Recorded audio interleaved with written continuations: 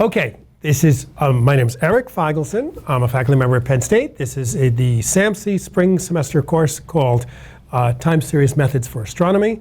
It's a unique graduate class, never been taught anywhere at any time ever.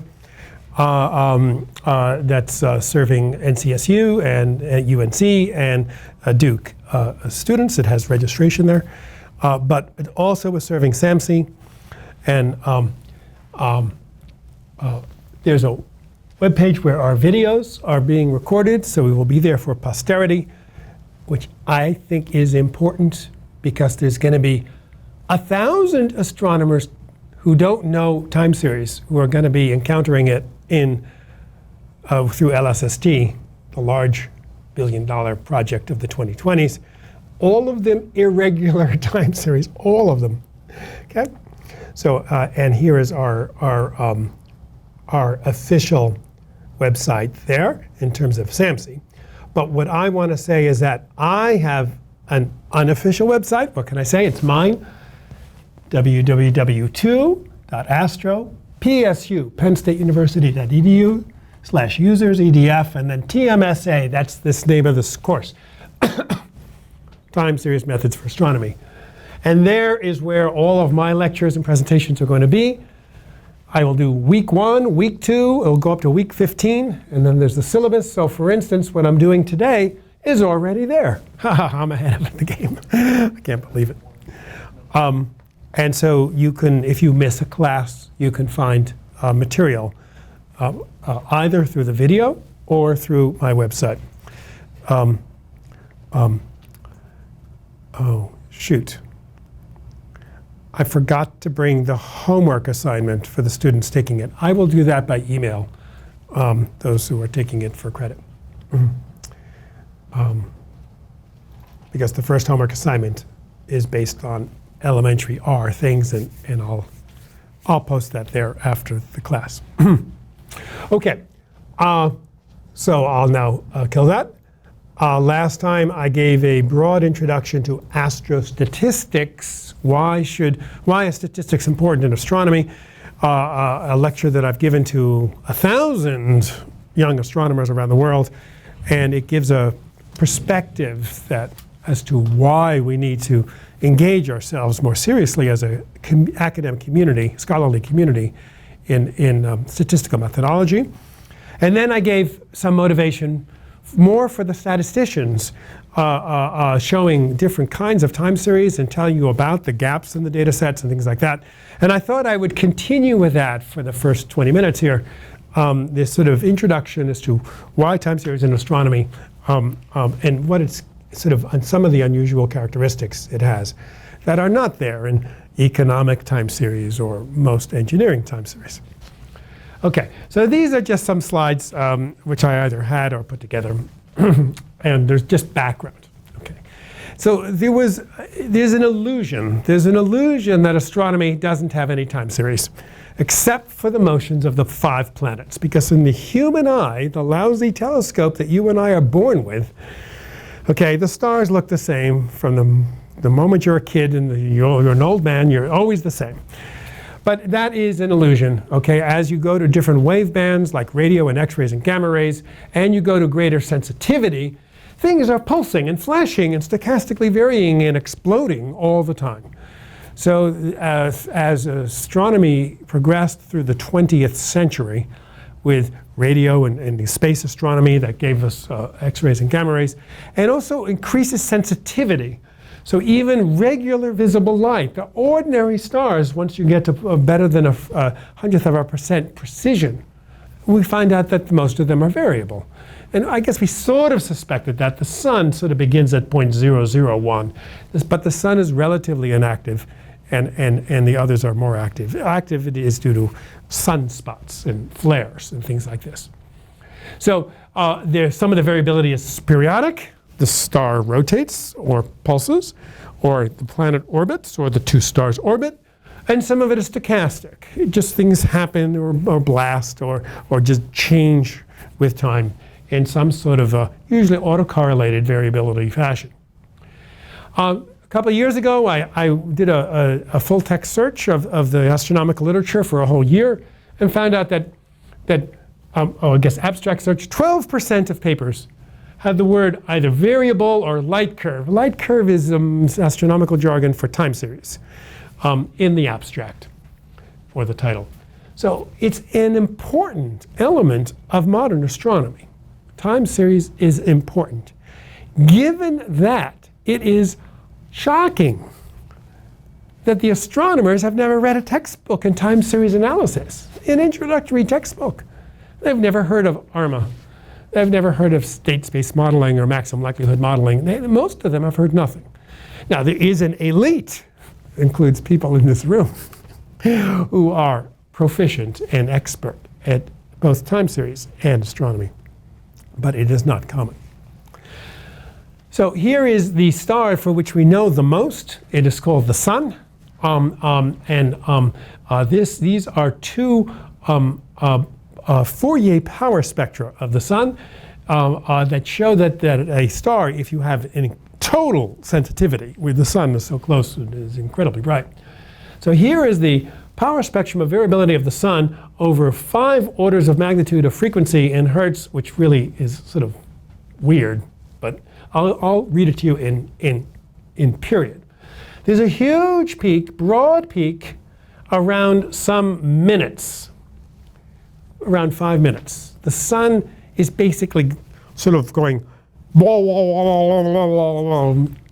around 5 minutes. And if you examine those periods carefully in a more complex diagram that involves both space and time, one finds that there are weird and amazing and complex behaviors. And these are modes of the Sun sort of, it's sort of like the surface of a drum. Okay, boing, boing, boing, boing, boing, and it has favored resonant periods, the strongest around 5 minutes, but they really have a range. And there's basically something like 1 million individual frequencies have been detected in time series of the Sun. The time series are either in brightness or in size or in velocity. There's several different versions of the time series. As you go to longer periods, so this is now sort of like a day and things like that, then you get autoregressive sort of emission from active regions and other effects as well. Granulation, supergranulation, things like this. Then there is a 30-day, approximately 30-day period. I'm surprised it doesn't show up here. That's due to the rotation of the Sun. So if you have a spot that lasts more than a few months, you will see it'll go around and around. Most spots don't last that long. Okay, this is the object I told you about. I mentioned last time. I said, I got to get a slide on this. So I got a slide on this for you now. This is my favorite time series example in the entire sky. It is a black hole from a star that exploded and left behind let's say roughly probably 10 solar mass black hole, and that has gas falling on it, and the gas falls on in what's called an accretion disk. The accretion disk is very, very hot as it spirals in up to X-ray and gamma ray temperatures. It's called GRS 1915 plus 50. And the emission is light coming from the inner part of the accretion disk. And so one expects it to either shine like constantly. Okay, so here's a constant one. Okay, so that's what we would expect, that it would just sit there and do it constantly. This top panel each time is a color. We call it hardness ratio. So if it's higher up, it's sort of harder X-rays, more gamma rays, and down it's sort of softer. So there's one where it's rather soft, another one where it goes over a specific range in time. It's sort of it changes temperature, okay? But then here's one where at a different time, the same object is going, it dips down weirdly and has a different temperature range. Here's one where it's going, and it has a different pattern in color. Here's one where it has another one. Here's one, okay, I'll try to do this, ready?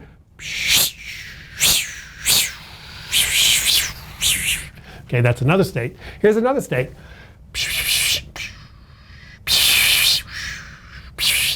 Here's one. And this one, look at this, there's a horseshoe in these patterns. And here's another one, and here's another one, and another one, and another one, and I think there's roughly 20, but there probably are more. Nobody understands the physics of this. Nobody has modeled the statistics of this. And this is my favorite object. Why or how an accretion disk can do this is beyond me. Okay, my guess is it's really a magnetized accretion disk. It's really MHD. It looks too complicated for hydrodynamics for me, but what do I know? Okay. So time domain astronomy is the new nickname for this field that is growing. It's really propelled, in terms of the number of people involved, in visible light, but these very, very precise visible light studies, so that more and more objects that were previously thought to be constant are actually variable. And I gave here, not that you're particularly interested in, the alphabet soup. The Sloan Digital Sky Survey stripe number 82 is 300 square degrees. Let's see, the moon is 1/4 of a square degree. So it's about 1,000 moons in size, so it's about that big maybe. 80 epochs with 24th, the magnitude limit for the statisticians goes backwards. The 24th is fainter than 20th, so it goes pretty faint. Pan-STARRS was a very large Air Force-funded survey that covered most of the sky, roughly once a week for some years. The VISTA variable something or another is being done down in Chile by Europeans and Chileans. And it's in a different band called the near infrared. It has 100 millions of stars. This is the one that Professor Dr. Ashish Mahabal is doing. He's a visitor here, a frequent visitor this year at SAMSI, and leads working group number 2. And so he is involved in the Catalina Rapid Transit Survey, something like this. It has a 10-minute cadence, but it's shallower, and it's meant to find things that appear once. This is some, I don't understand Caltech. Caltech has one group, and then it has another group in another building that does another survey that seems to be fairly similar, called the Zwicky Transit Factory, and it's active too. I don't even know where SkyMapper, it might be an Australian project, and it has one. And then the big one, there it is. The big one is a $1 billion National Science Foundation effort. It is the national project for the entire United States astronomy community. It is currently being constructed today, both the actual observatory at a very high altitude in Chile and the mirrors and the detectors are being constructed today in various places around the country and in Chile. And it's going to cover, there's 40,000 square degrees in the whole sky, so about 1/3 of the sky, very complicated cadences with maybe 1,000 exposures, and it's going to get 40 billion objects. That's the deepest ever. Okay, it's a huge project. It's going to get 15 terabytes of data a night. Now that's the images. And it's going to summarize it in a table. Each one is going to be an object, and then there's going to be the brightness and the colors in 6 bands as columns. There'll be 10 million alerts every night about variable objects. So it will tell you that supernova went off or some star changed brightness or something. 10 billion of them a night, 10 million of those alerts a night. Nobody has any idea how we're going to scientifically deal with this. It's going to be tremendously challenging. There's astronomy, everything I've talked about, radio to optical to infrared to optical to X-rays and gamma rays, is all the visible, there's all the electromagnetic spectrum. But there are other things in physics that are not involving photons of light. One of them is gravitational waves. That was predicted by Albert Einstein in 1915. And despite half a century of effort, nobody saw anything until last year, when the announcement was made of a gravitational wave using this instrument here. There's 2 of them, one in Louisiana and one in Washington State. And it has lasers going back. It's looking for ripples in space-time from a collision of 2 black holes in a distant galaxy. And here it is. It has white noise here. I know it's white. I actually got the data and worked on it. It's white noise here. And then for about a tenth of a second, it went. It's a chirp. The frequency changed. There we go. Like that. For a tenth of a second, and it's offset by a few milliseconds. That's the light travel time, and that's how they know. This is the ripples produced by black holes colliding. That's a theoretical astrophysical calculation using Einstein's general relativity. This is data from the Laser Interferometric Gravitational Observatory. So basically, another probably $500 million over time was spent getting this discovery, and we expect this will become an entire field of astronomy. It sees colliding black holes and neutron stars and sees things that nobody else sees, no other telescope sees. So that is entirely signal processing. The entire science is time series analysis. In this case, it is a continuous signal and not these unevenly spaced observations. So there's a great deal of time series analysis in this new field. They missed it by a few weeks. They'll get the Nobel Prize in Physics next year. I had a slide just like this last time. The uneven spacing caused by the sun. If you're in a telescope on the ground, the sun comes up every day and you can't observe. The sun approaches your part of the sky every year and you can't observe. But there are other reasons as well. And we also have heteroscedastic measurement errors. My own opinion is that this is not always a serious difficulty, but I think one of the points is the signal to noise ratio sometimes is very, very faint. I mean, with GRS 1915, it's very bright. It's constantly changing. There's no signal problem. But there's a lot of astronomy that's done on such faint things that you can't even distinguish it from noise.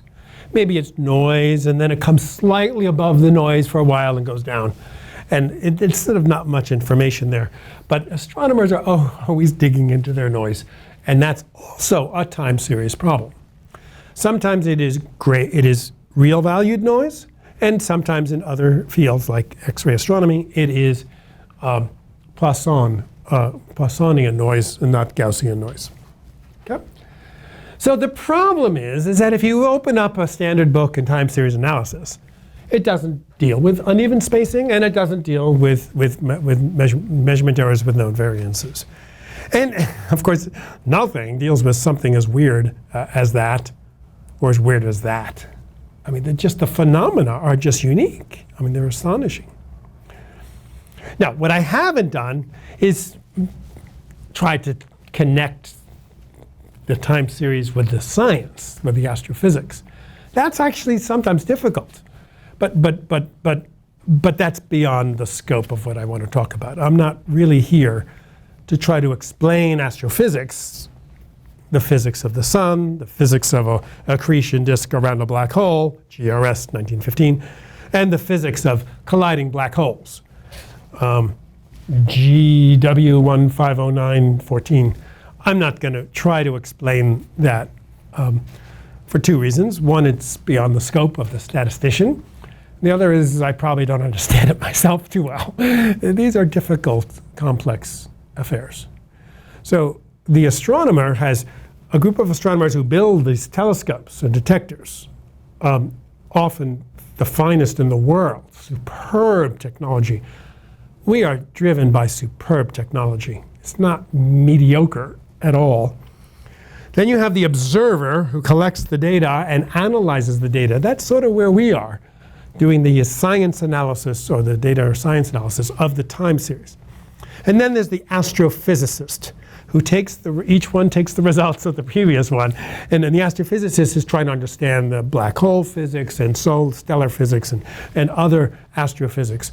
And we will not deal with instrumentation. We will not deal with astrophysical explanation. We, in this class, are going to talk about the data analysis and what I like to call science analysis. Not, just the raw data has to be reduced, but how do we get out interesting scientific information from it? And that's important. It's challenging, especially with time series that are unusual in their characteristics. Okay, so in my opinion, what can SAMC do during its year of astrostatistics? And this first one is actually, no one mentions this, but I want, in case there's a statistician or two in the room who was interested. Okay.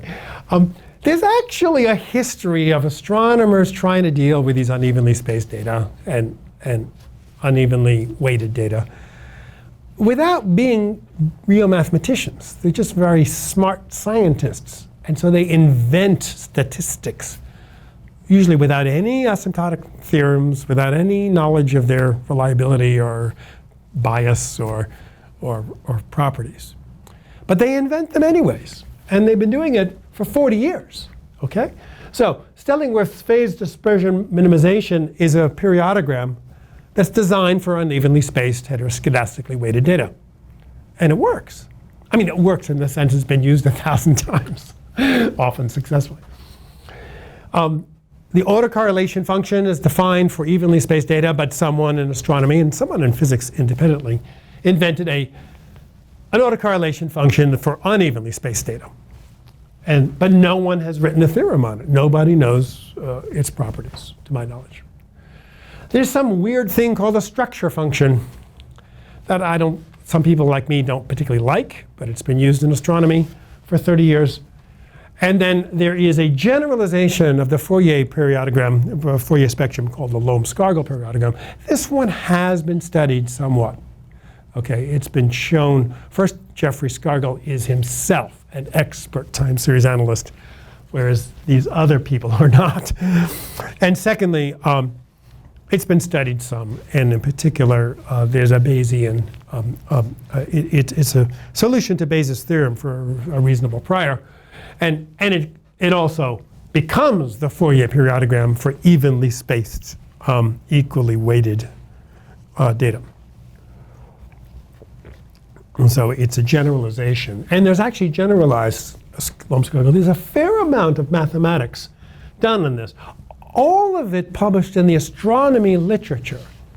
So that means the statisticians have not read him or examined this literature. For instance, there's a whole confusing literature on trying to evaluate the significance of peaks in the periodogram for that, and it's very difficult. In my opinion, it's not reliable, most of it. But we need to do that, and things like planet detection often depends on Lohm-Scargill periodograms as well.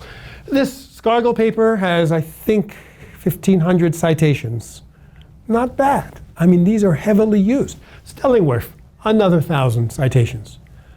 So these are used for finding periodic behaviors in astronomical time series. And these are old.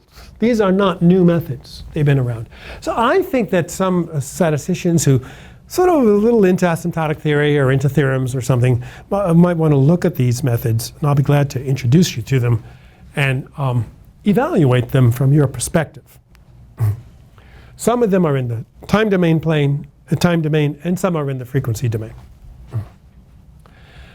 Okay, then this is what I talked about at lunchtime today, and this is my own interest, that a certain kind of parametric modeling, global parametric modeling, called autoregressive or ARMA type modeling, is very widely used outside of astronomy and never used in astronomy. But I've argued today that it can be used for astronomy. And I will give later on in this semester, after I give some introductory classes, we're going to hear research level people, not me, will be standing here. And they're the SAMC visitors or SAMC faculty or postdocs, and they will be presenting different research topics. And I will present one of them towards the end of the semester on this topic.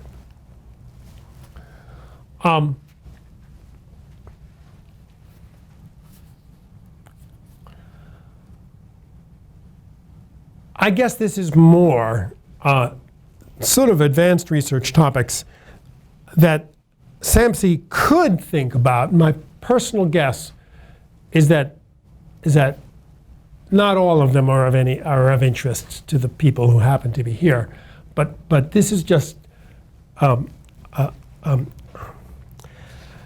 sort of like a shopping list, okay, that astronomers have these needs for statistical expertise and evaluation and advancement, development, that sometimes you're not even aware, that if they were in a biomedical field or if they were in an engineering field, there would be entire cross-disciplinary projects with statisticians on these things.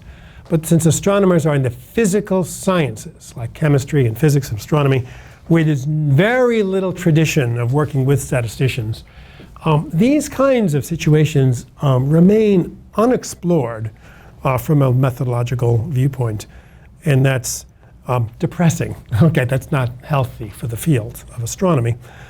And of course, from the point of view of statisticians, you can get exciting things to do that are not ordinary.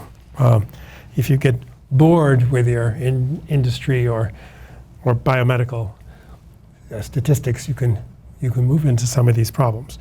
It's unwise for a statistician to work alone. Usually the astronomy is so complicated that just analyze some data that's online. There's a vast amount of online data freely available, but you really need advice of an astronomer, and they need your advice. That's why it's cross-disciplinary. So this then continues my introduction to the course, and I called it more motivation. So more motivation for the course and for the field, not just the course. So that's my first talk in 2.5 hours. I get to have different talks. That's my first one. I'm really finishing last week. Any comments about my overall discussion about astrostatistics and time series and its role in astronomy? This is not a common talk. No one gives these talks. But it's beginning. Our international society, you just opened up 2015, a working group in time domain astronomy that is hosting its first IAU symposium in Johannesburg next year, 2017. So this means that the collectivity of international astronomers has now recognized time domain astronomy as a field. It's not all methodology. They're often interested in the astronomy and the astrophysics, but some of it is methodology.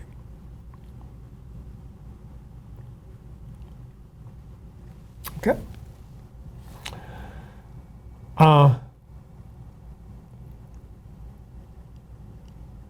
There's no professional time series analysis professor type anywhere in the world working seriously and continuously in astronomy. Zero.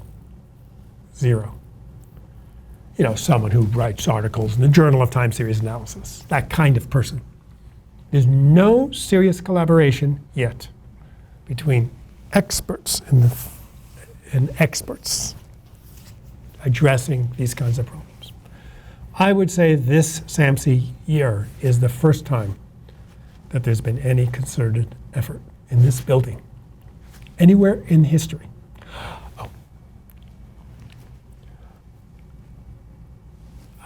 In my first lecture last week, I said the statisticians were the astronomers and the astronomers were the time series centuries ago, like Legendre and Gauss. Okay, but I realized I have another joke. It's not a joke.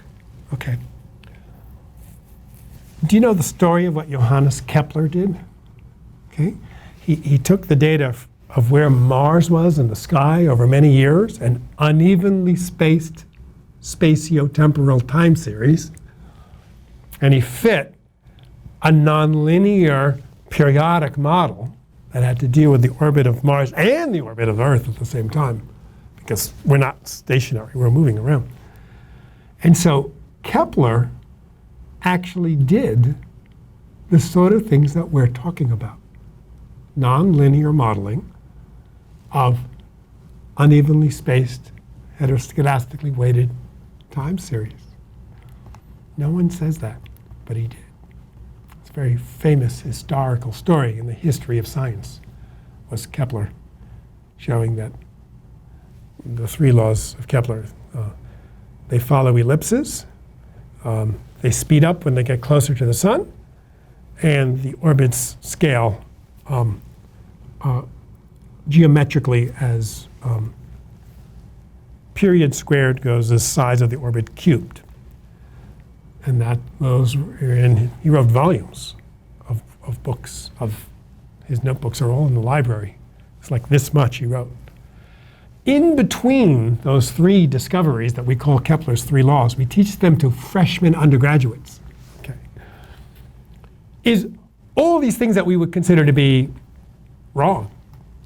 The harmony of the spheres, the geometry involving polyhedrons. No, that was Descartes who had the swirling. Anyways, all sorts of incorrect things. So he didn't know what he was doing. He did a critically important correct things without realizing they were correct and the others were wrong. And so it's very amusing. Kepler is a weird figure. Okay, thank you. My half hour of that is over. Let's move on to R. And before I do R, I'm going to give you a lecture on R. And really, it's not much of a lecture. Oh, let me just say, do you all have R installed on your computers? Good, thank you. So that's, we'll get to that right after this. Okay. I have a lot of trouble convincing astronomers that R is worth paying attention to. They work mostly in Python, and they think Python has all the statistics they need. But R is incredible. It's not that Python is bad, but R is incredible. Okay, so here's where did R come from? Well, when computers first began, statisticians, and there's some older statisticians around, I should ask them if this is really what it is. They basically made a bad mistake. Okay. They would develop methodology, publish it in their journals, and then instead of producing codes for them and their community to use, they allowed a company to produce the code. And the company is a few miles from here. Isn't it Cary, North Carolina? SAS. Okay, they allowed this one private company to create a language, statistical analysis system, and on IBM mainframes of the 1960s. And the statisticians just wouldn't write codes and wouldn't analyze data. They would wait till SAS did it, and then people would use SAS. And then SPSS, and BMDP, and others. Oops, I should have put SPSS. It's the number 2 one. These are the old ones. Then in the 70s and 80s, some others emerged. This one happens to come out of Penn State University called Minitab. It's made for students to learn. These are mid-sized packages. SAS is huge. SAS is the big one. Okay. So these were the dominant, and still are, in Fortune 100 companies. Everything is SAS. Still, their legacy codes are so huge they can't leave. Okay. So in the 1980s, a man named John Chambers, I met him. He's retired. He's a wonderfully warm-hearted person. He is sort of the grandfather of statistical computing in America. He's really, really impressive person. Okay. He was at AT&T Bell Labs in New Jersey. And down the hall from him, metaphorically, they invented a language called C.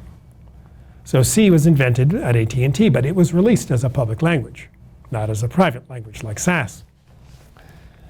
And so he decided that, I think he must have been a statistician, that he would write a statistics package in C, and he called it S, later on called S+, and then sold to a company that sold to another company. It's now run out of Washington, somewhere in Seattle, I think.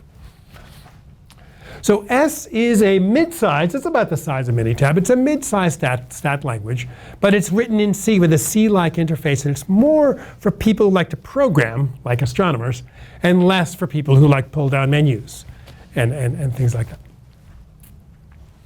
Okay, so he wasn't alone. Of course, he had a group. In the 90s, the internet emerged. And part of the internet included the concept of open source coding and community shared codes and things like that. And two other younger statisticians named Rasa Huck and Robert Gentleman, they were at University of Auckland in New Zealand, and they decided they were going to write a new code, a stat code that was public domain, through the internet. And they looked around and they decided they liked S. But S was copyrighted. So they rewrote S, the basic foundations of S language. They rewrote it. And they called it R. That's why it's called R. So C to S to R. That's why it's called R. By the way, the implication is the next one should be called Q. And then P, and I guess we'll get to A sooner or later. Okay, so anybody know Q yet? Okay, I don't know.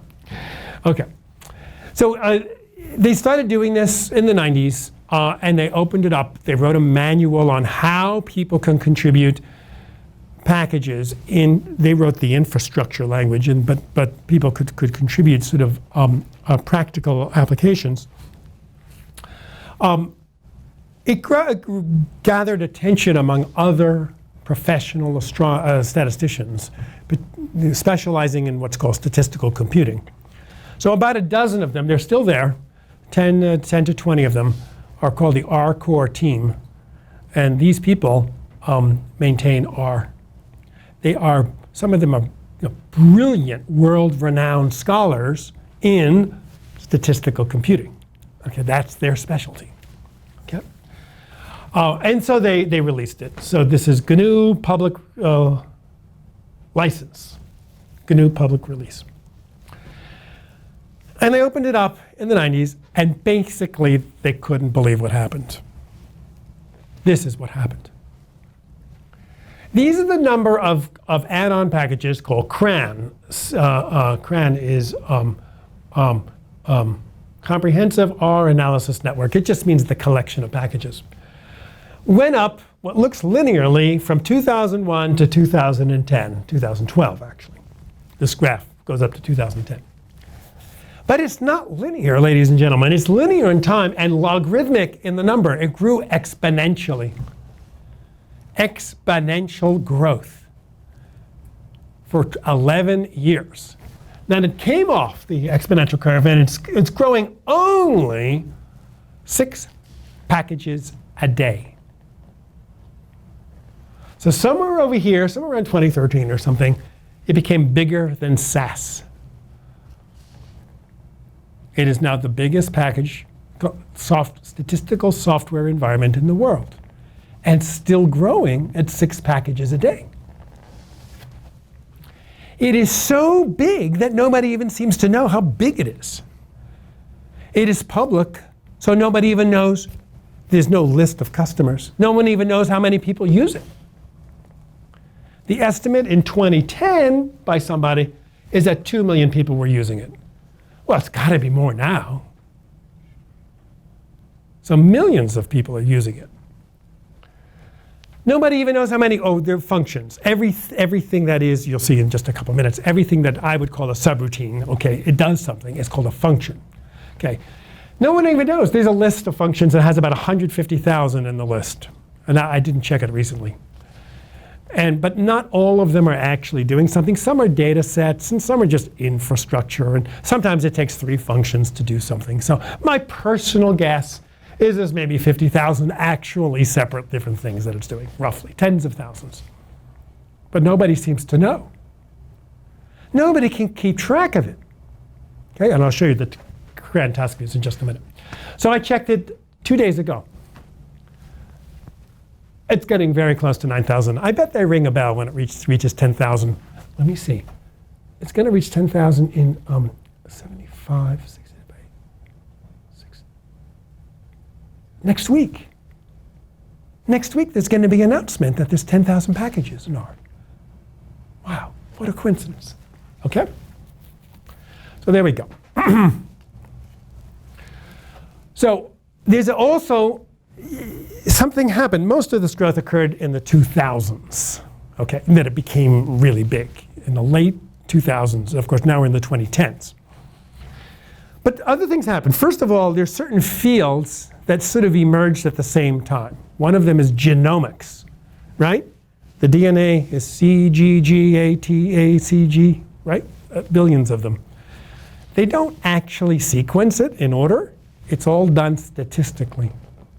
So the statistics of the proteomics and genomics, the new fields of molecular biology, were simultaneous with R, and 1,000 of the 10,000 packages are by those people. It's called bioconductor. They have their own conferences, their own meetings, there's their own software. They chose this software. Econometricians, quantitative economics, particularly things like stock market, hedge fund, entrepreneur, arbitrageurs, those kind of people, they have 1,000 packages. So there's some really big fields. Okay? And then there's just everybody. How many of you have contributed a CRAN package? Okay, there we go. 3 of you in this room. What fraction of applied statisticians contribute CRAN packages in their last 10 years? Half of them probably. Some produce more. So statisticians, every time you do a major effort, you throw it out as a CRAN package. You don't throw it out. You make a CRAN package. It's a pain in the butt to do CRAN packages. It's bureaucratically complex. Another field that grew at the same time is called data science or data analytics. Almost all of it oriented towards business, usually involving internet data. Often the goals are marketing and advertising and sales. In the United States, this is one of the most rapidly growing. You ever seen a job curve of data analytics? It looks almost exponential. Okay, this is the new profession. Okay. So here's a survey of people who call themselves data analytics. What is your most important language? Well, there's SAS. There's something called RapidMiner I've never heard of. There's SPSS. Those are the old ones. There's R. R is the favorite among corporate consultants, academics, and government. Okay, and Python is not even listed there. Here's a time series on jobs. How many jobs are advertised at one SPSS? The number 2 old package and 1 R. R crossed over in 2013. Here's one of posts on the software forums called Cross-Validated and Stack Overflow and TalkStats. So that's Stata, SPSS, SAS, R. R, when I program in R, I'm a lousy programmer. I don't have good instincts. Every time I make a mistake or I can't figure something out, I go to cross-validated. I just type it in. I say, here's my error. Here's my problem. Every single time someone has found that mistake before. The people answering may be various experts, but also the R core team answers questions, the tricky ones. Okay? So R has become the premier software environment in the last decade for statistical computing. So what is R? Well, it integrates data manipulation, graphics. It has a couple of graphic systems inside of base R and then several others sort of on CRAN packages. And of course, tens of thousands of statistics. So data manipulation, you know, you're sort of messing around with your data, cleaning things up and transforming it in some basically applied math. And then a lot of statistics, in fact, more than anything else. The documentation is uniform. You'll see that today in just half an hour. The coding standards are uniform, okay? But quality control is not guaranteed for CRAN packages. There's no company, you didn't spend it. You know, to get SAS or MATLAB, or something called IDL, astronomers use, costs $1,000 a year for one machine.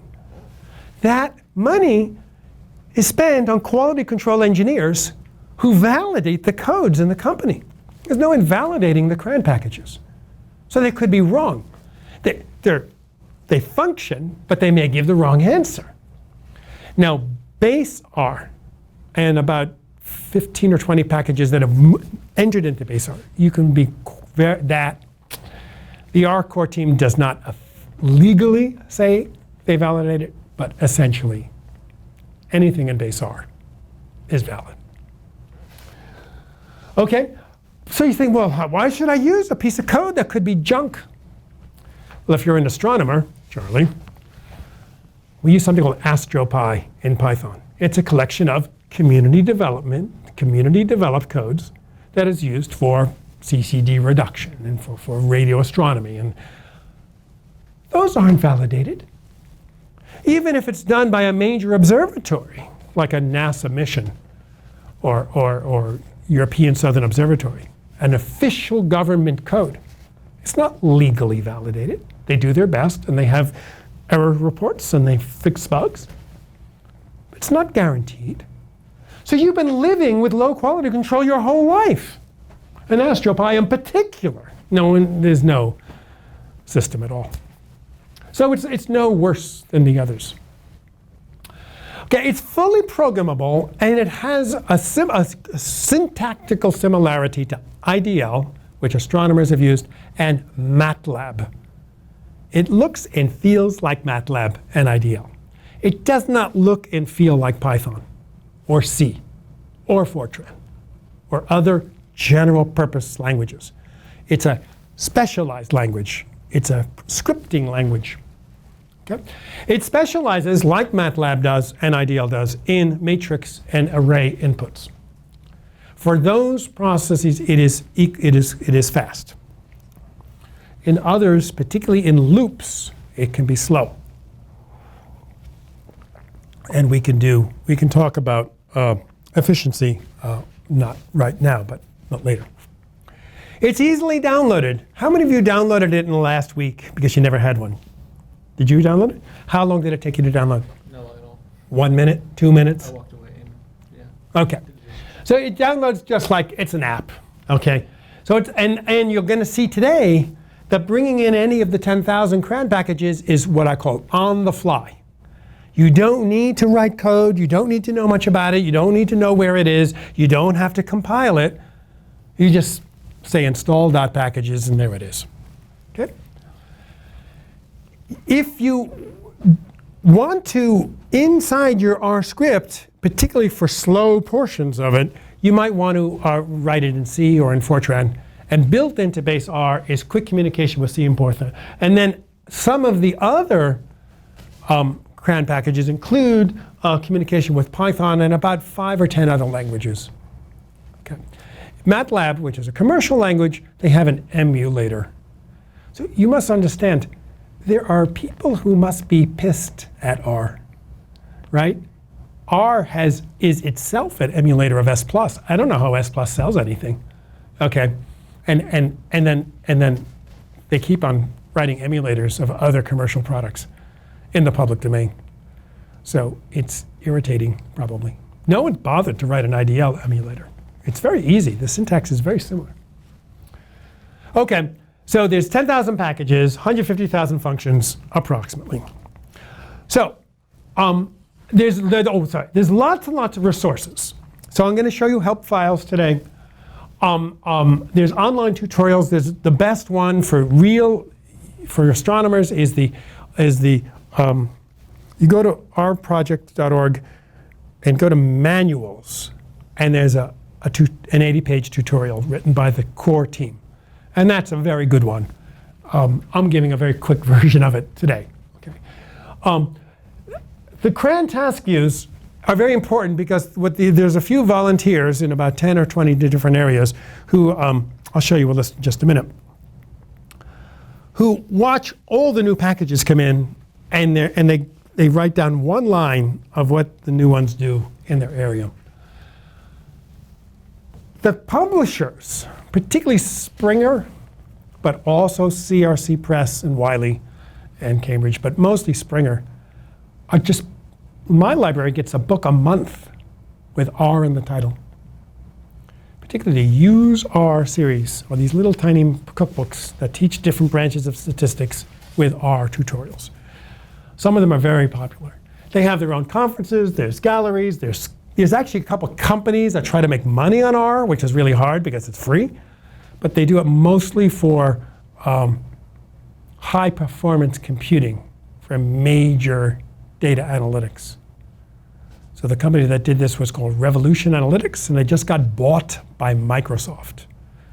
So I'm connected to Microsoft's SQL enterprise level petabyte environments. It's really, so there's a little bit of company money, but not much. They've got 2 journals. One of them is their journal, the R journal. They're refereed. But then there's another journal called the Journal of Statistical Software that used to have articles about SAS and now has almost entirely articles about R. Not because SAS is illegal, because everyone is bored with SAS and everyone is working on R. So that essentially is, and so the vignette files for important new packages are often articles, refereed articles in the Journal of Statistical Software, including 2 or 3 on astronomy. So, how do you use R in astronomical research? And this goes back to my favorite slide in my lecture last week.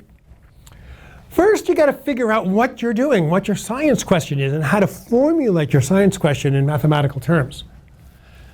That's the thinking in education. That's where astronomers don't do that well. They don't know enough statistics. They don't spend enough time planning. Then you just find what you want. You want a maximum likelihood estimator for this or that, or you want to find the mean or the median. That's easy. Okay. And actually, I find there's some special ways of looking through R documentation, but I just use Google.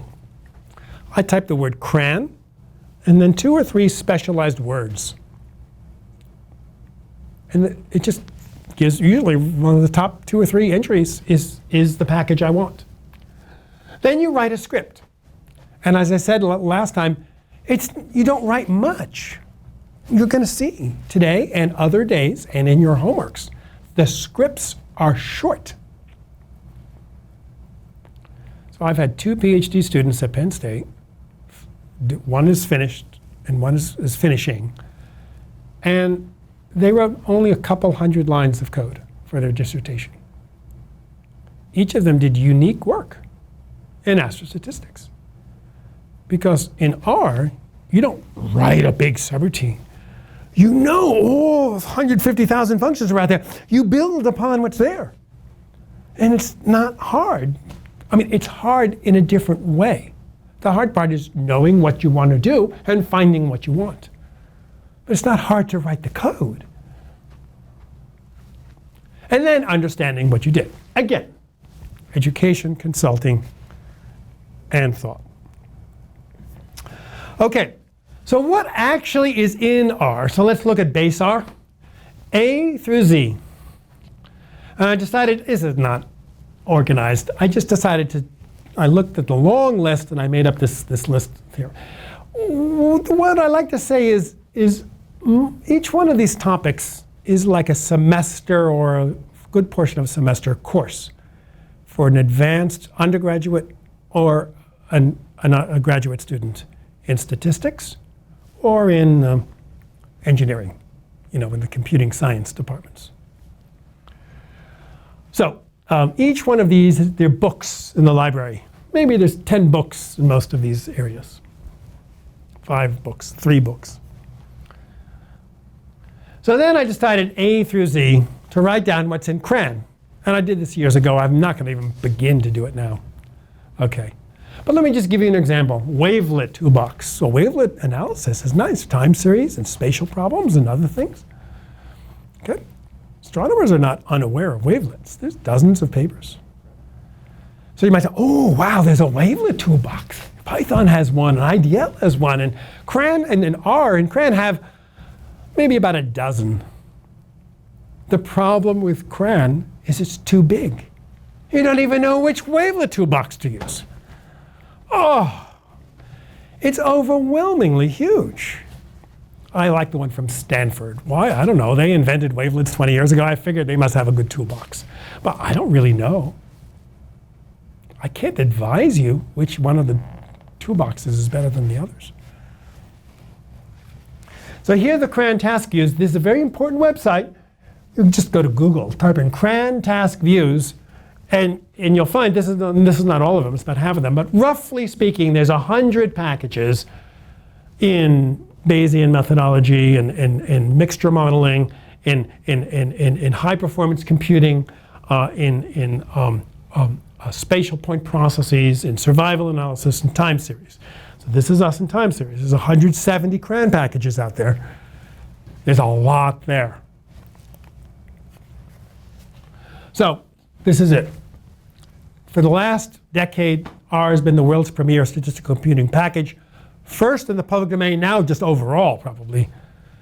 And if you ask data scientists, these are the commercial people, do you like R? What language do you like? They mostly have a debate between Python and R. And the conclusion of the debate is both. Python is a general purpose language that has some statistics. R is a discipline-specific language that's broad enough to do some general purpose computing. And R has far more advanced statistics than Python. Python has quite a lot, particularly machine learning. It does rather well. And so there's a big debate. I collected the debate for over the years. So if you'd like to read blog entries, why I love R, why I hate R and love Python. It's fun. If you happen to like that. Okay, so there it is. It's collected there. Okay, so that's my lecture orientation to R. Any comments?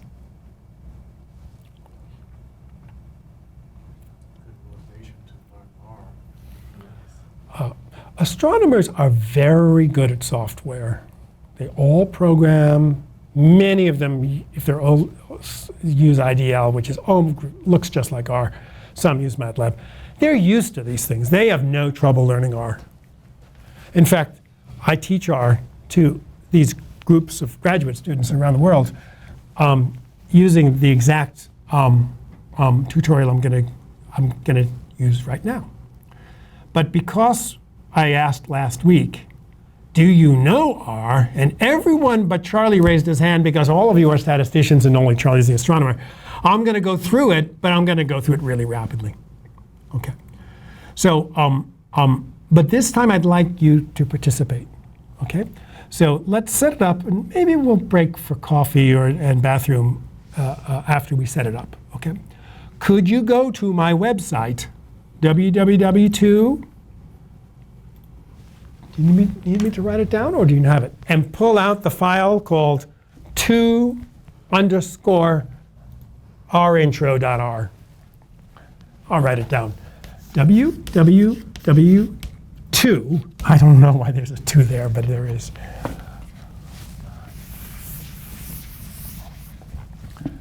Dot, and this is my site, astro.psu.edu/users/edf, those are my initials, /TMSA SAMC or something like that.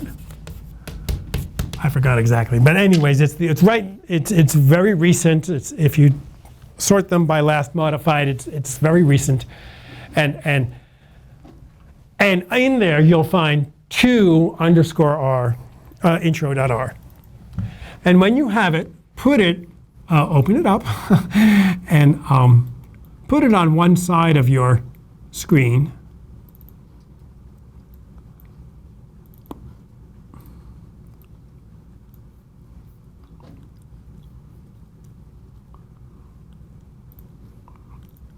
And put an R console on the other side of your screen. And this is my own primitive version of something called RStudio. And the only reason I do it this way instead of using RStudio is that I usually have a projector that's not as good as yours here. And these low resolution projectors, and you divide the screen into 4 parts, there's no space. It's very frustrating. But in this case, you do have space.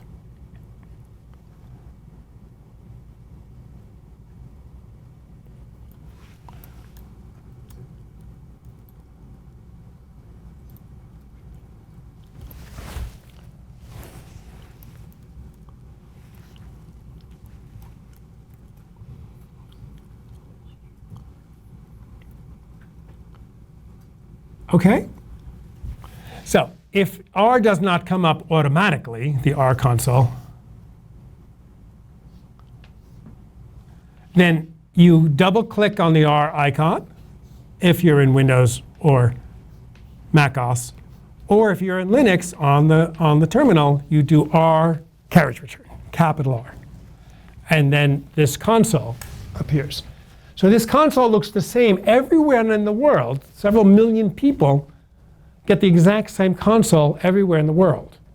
And the same scripts, any script that works on yours will work on any one of the others. So there's a real pleasure in that. The way people write books and write tutorials and write help files is they always have self-contained examples that are designed to be cut and pasted by students, by people learning. Students don't have to be young, they could be senior, okay? But people learning. And so this idea of cut and pasting in something like here into here is done all the time. This is the way people learn. There's so much out there to learn that people are learning all the time in R. No one knows everything. They only know a portion of what they need. Okay, so we have this textbook that we wrote in 2012, Jogesh Babu and I. Jogesh Babu is the organizer of this SAMC year. These scripts may be cut and pasted into any R console, and they come in Roman numerals. So the first one is called a session environment. The hash mark means that everything to the right of it is a comment. A semicolon is the same as a carriage return. I don't tend to use it too much, but it just saves space. And every function is the name of the function in one word, and then parentheses, round parentheses, inside of which go any arguments or parameters. Okay, so the first thing we're going to do is call get working directory. And the get working directory I have is my TMSA SAMC directory on my desktop. I don't quite know why I have to do this.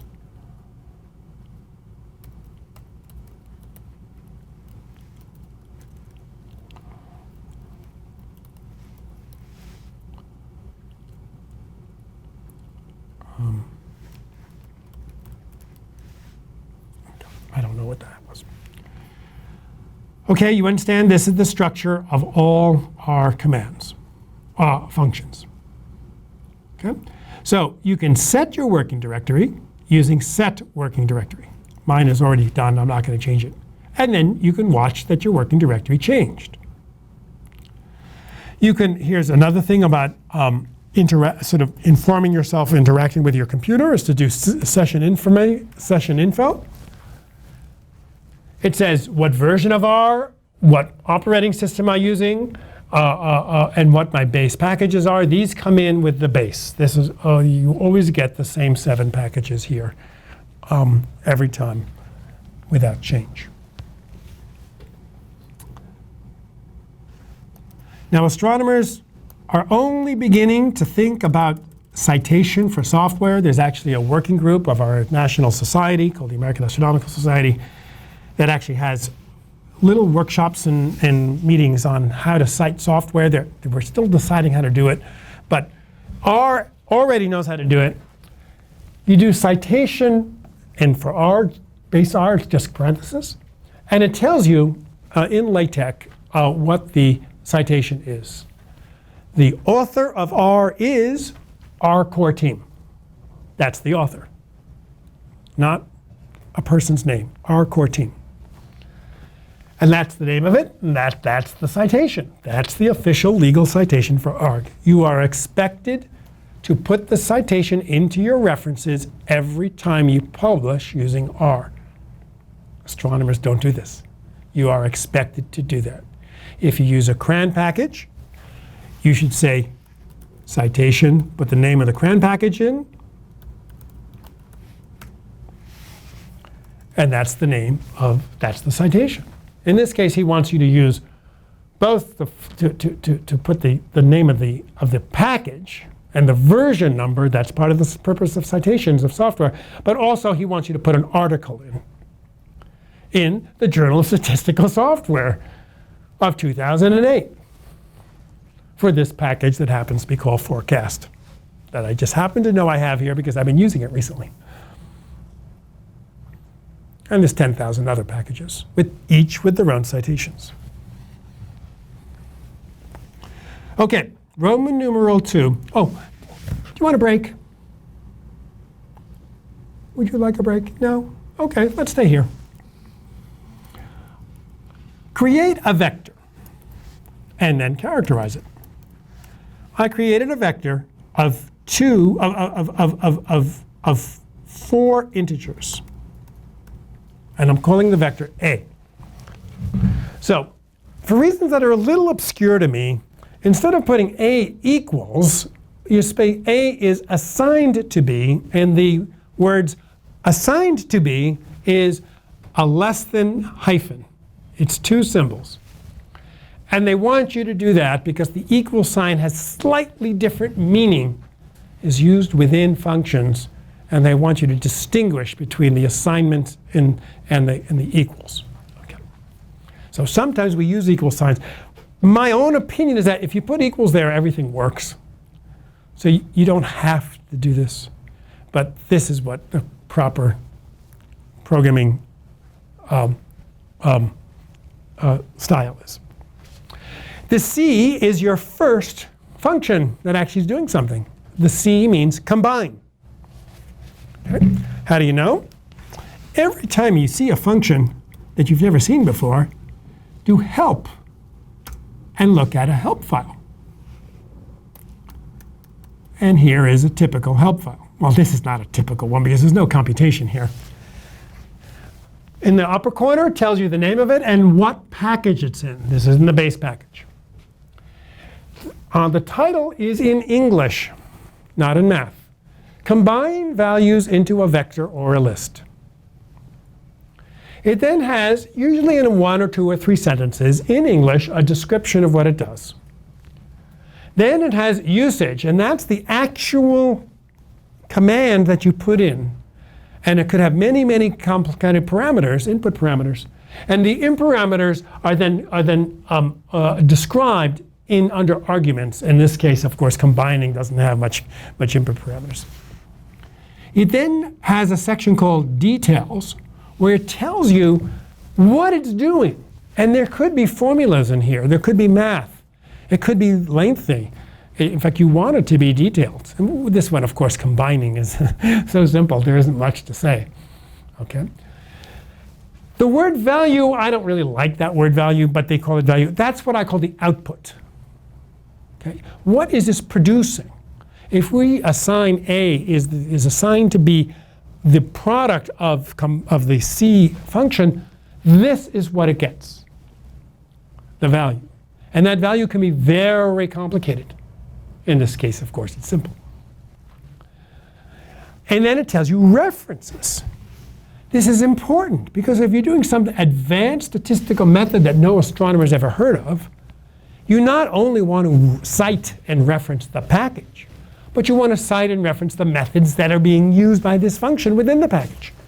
In this case, the reference is John Chambers' book from 1988 on S. That's a very famous book, by the way, from my generation. Then there's a little section called C also. And it gives links to other help files that are related to the one you're looking at. And when you're poking around in R and trying to figure things out, it's very common that you say, well, I bet I sort of want this, but let me check the others. And you end up learning more about what it's doing and the different options. And it's very complicated, okay? And then it has examples. And the examples are designed, as I said before, to be cut,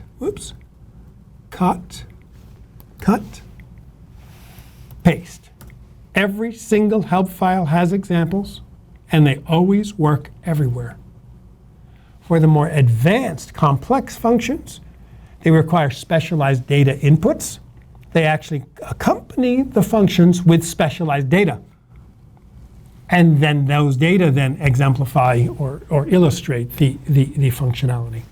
That's one reason why there may be 150,000 functions, but some of them are data sets, and they're not really they're not doing anything. Okay. So that, in my opinion, was a fairly uninteresting help file. We'll see some more interesting ones later. Okay, we created something called A. The first thing to do is just type the letter A.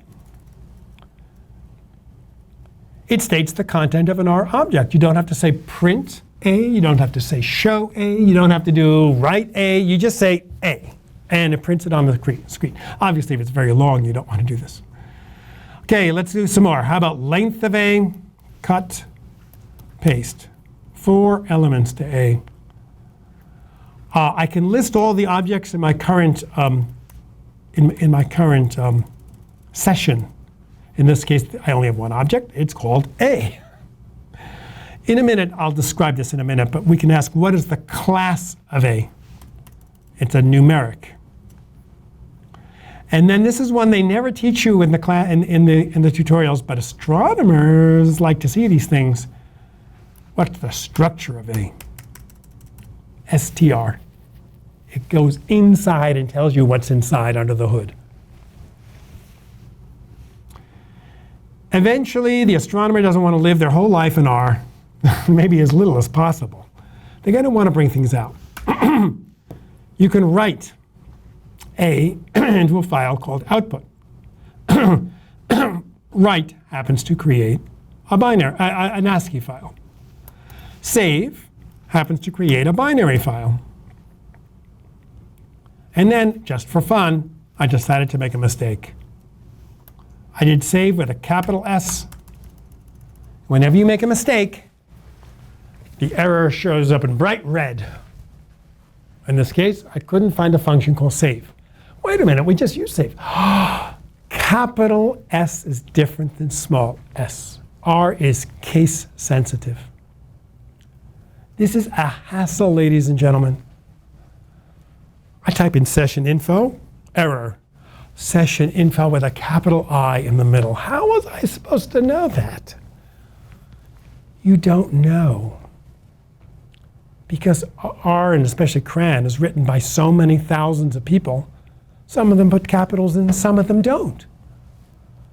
It's really a pain, okay? Because you don't really know. So I got to go dig around help files and try to find how to spell things.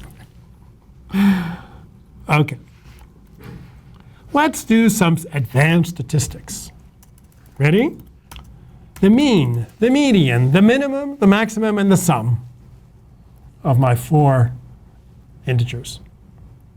Notice this time I used the semicolon, same as the carriage return. Okay? You not only can manipulate the values, you can manipulate the indices. So this is very important.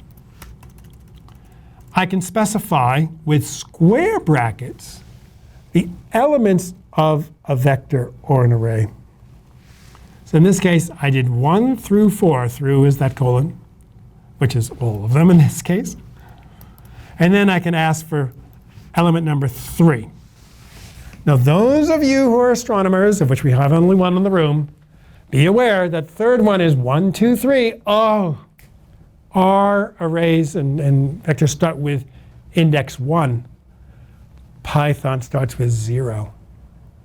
It's really a pain when you want to translate back and forth from R to Python, you have to remember that the vectors start with different 0 or 1.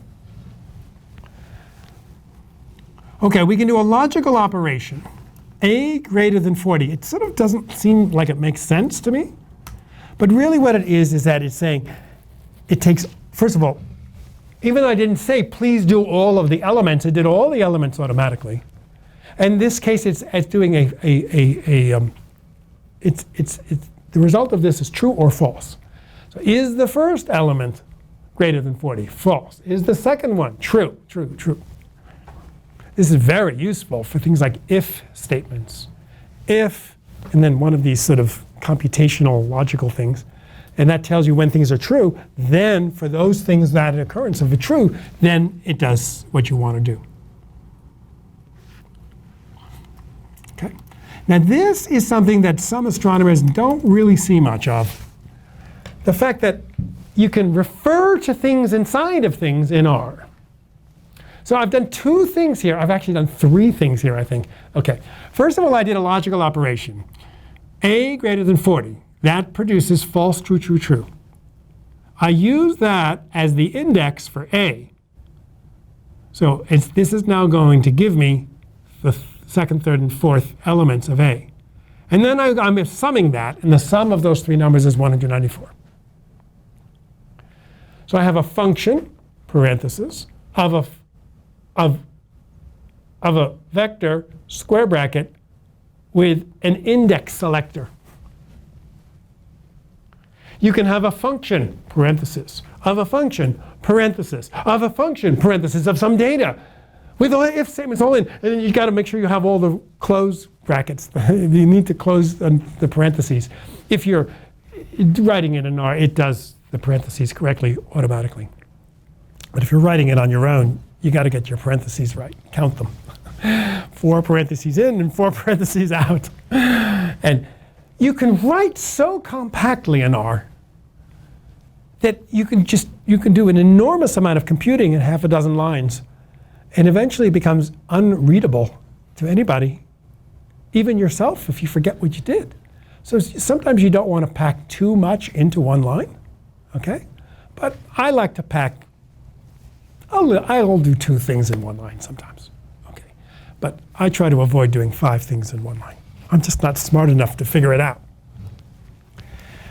Okay, here's another one on vector indices. Where am I in the vector? Which max?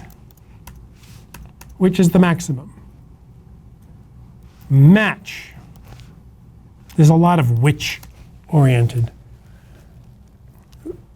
functions. I can have which, and then you have a whole logical operation in there, and it will tell me false, true, true, true, true. No. It will tell me the indices that satisfy those logical operations. That's what it will do, which is really useful. Okay, is anybody having trouble following me?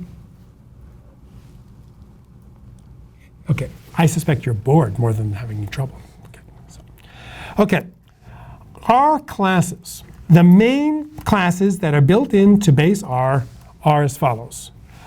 Numerics, characters, like we call them strings, logicals, true, false, and a couple others, null or NA I think is another one. Vectors, we just did one vector. Matrices, factors. Factor is what the statistician calls what we would call categories, unordered categories, like type 1 and, radio loud and radio quiet quasars. Those are factors. A data frame is a very important class for traditional R. There's a lot of basic R stuff written with data frames. It is basically a 2-dimensional array. That means it has rows of objects and columns of properties, but it remembers the names of the columns. So the names of the columns are associated with the columns. And then list. And list is very important. I think it's like a Python dictionary. Lists are sort of like buckets. And you can put into the bucket anything you want. put in some characters and put in some numerics and some vectors, and you can do it hierarchically. You can put in a hierarchy of what I call elements of the list, and just basically put all the stuff that you generated into a big list and call it what you want. It's a bucket so that you can just collect things. I want you to know that lists are used commonly, almost ubiquitously, as the value, the output product of many sophisticated statistical functions. So if you ask to do a support vector machine with training sets of 30 classes and an input and a test set of 2 million objects in 14 dimensions, you just write down one line. You say, result is assigned to be SVM of this data set with these training sets, and it's that carriage return. You walk away, you go to dinner. If it's a support vector machine, you probably have to go to sleep. Wake up the next morning, and an enormous list, incredibly complicated, goes into my result. It's just sitting there as an R object in your session. So, and when you write your own functions, because you're an astronomer and you want to do specialized things, you often put the results of what you want into your own list.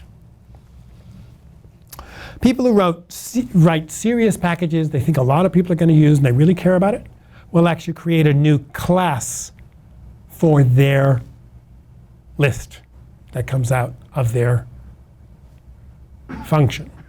So a very famous class is LM for linear modeling. So the function called LM produces a product of class LM. And the reason for doing that is that you can write specialized, convenient tools. So print, LM, print, plot, summary, maybe write, I forgot, can be specialized, tuned for a particular class. And so there's dozens of them. There's dozens of these other classes. Method summary. We'll give you a list of them. In fact, summary. Summary A. Somebody decided what they think you're going to want when you want to summarize a vector. You don't have to accept this, and they happen to give you 6 numbers. The minimum, the maximum, and the 4 quartiles. First quartile, second quartile, third quartile, and the mean. Okay, that's the median. Anyways, the minimum, the maximum, the mean, the median, the 2 quartiles. There we go, I got it right. That's what they happen to choose. But summary is often a convenient thing when you run a statistical function that's not trivial, like just a vector. But so try summary, try plot, see if somebody wrote something convenient. But what I like to do, eventually, if I'm serious, is I go into the structure of it, I take a look at it, and if I have to dig around inside the structure, I do it myself. And we'll see how to do that as well. Okay. In fact, we're going to see it right now. So as I said, lists are often products of functions. So this time I made a list called B list because I made something called A. So now I'm going to make something called B. And to make a list, you use the function called list. In this case, I'm going to make a hierarchical list. So I'm going to have 3 elements, star, spectral type, and Hubble's constant. It's going to have sub-elements or things inside of it. In this case, vector of strings, and a scalar numeric. I can now say, give me the structure of B list. And there it is. Those are my 3 elements, and I can go deeper inside if I want to. In fact, I'm going to do it right now. I'm going to create a subcategory, structure B list. I created under spectral type subtypes this particular syntax was a little hard for me to find, okay? The double bracket is a way of specifying a single element of a list or a vector. I had to use quotes there. Sometimes you got to use quotes and sometimes you don't in R. It's sort of a little messy. This was not an easy line for me to write. Okay. Notice I used sequence. Make a sequence from 0.1 to 0.9 by 0.1. And it made a vector sequence. Isn't that cute?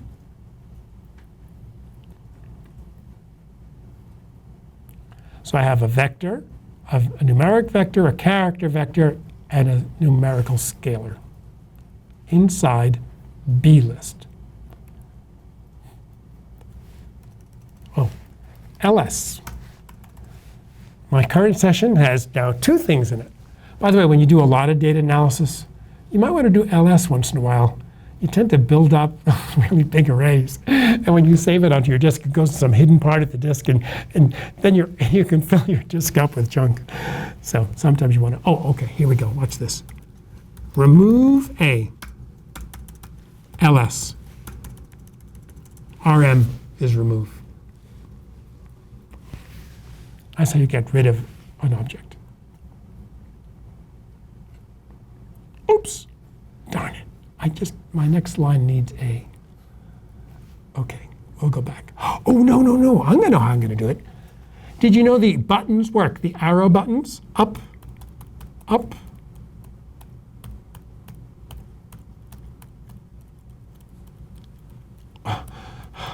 There it is. Then carriage return. More commonly, you go up and then you use the other arrows in and out to edit it. You never do what you want to do the first time. So you're constantly going up and improving it or changing it or correcting some mistake. Up, across, correct, improve. It's easy to work in R in that practical sense of easy. Okay. I'm going to grab a whole lot of code here about a data frame. So first I made a data frame by binding together a C-bind is column binding, adding columns together of, in this case, 3 columns, a sequence of numbers 1 through 4, the vector A, and the vector A cubed. So C-bind binds columns and R-bind binds rows. And that way you can build up arrays with things you want in them. In this case, because it's going to be a data frame, I want to have names. So I gave the names ID and A value and A cubed. And then I decided, I'm going to remove the 4th row and the 1st column and call that D2. So this is saying, take D, square bracket means I'm specifying, in this case it's 2-dimensional, so the rows and the columns. Minus means just get rid of, delete. Subtract the 4th column, subtract the 4th row, but use D and call it D2. So here it is. Here's D2, and here's the original D. And then write it onto the disk.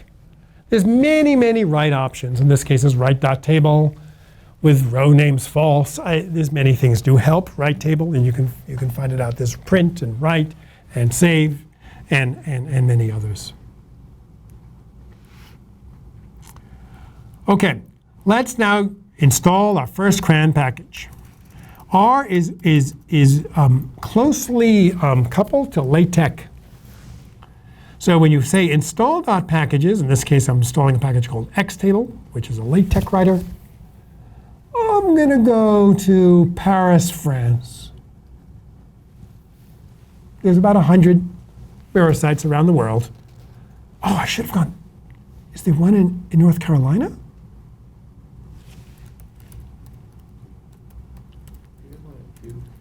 Duke. Yeah, that makes a lot of sense. I should have guessed they'd want a Duke. Okay, so I went to Paris, France somewhere.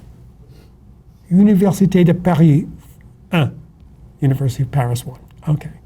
And it downloaded it right away, but that downloaded it into some hidden part of my computer. I could try to read where it went, but I don't pay any attention to it. All I know is that it's not usable until I then use the word library and to bring it into my current session. That's funny. I had a failure.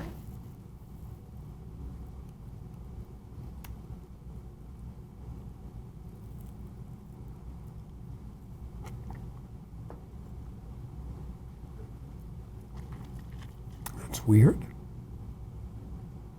Did any of you fail?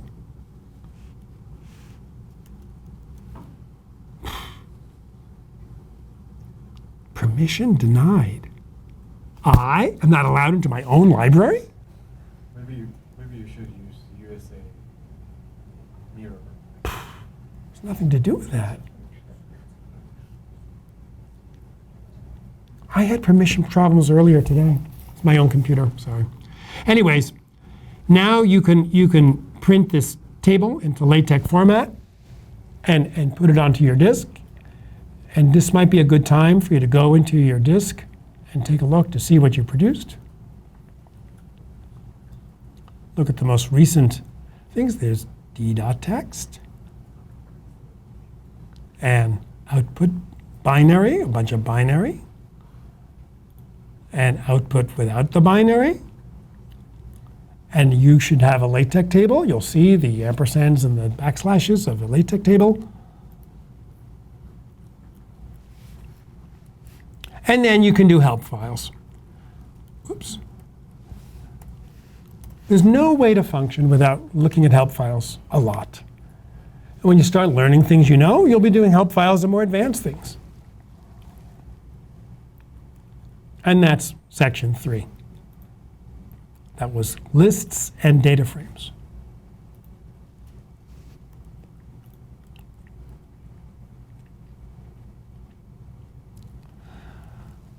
Okay, section 4, arithmetic. R is a calculator. R does algebra. X is 5, Y is 3, X plus Y is 8. R does trigonometry. First one I just did some scalars, then I did a vector for the sine function. R helps with just formatting numbers, truncation and rounding. And R can print things out nicely in your output or on your screen using format.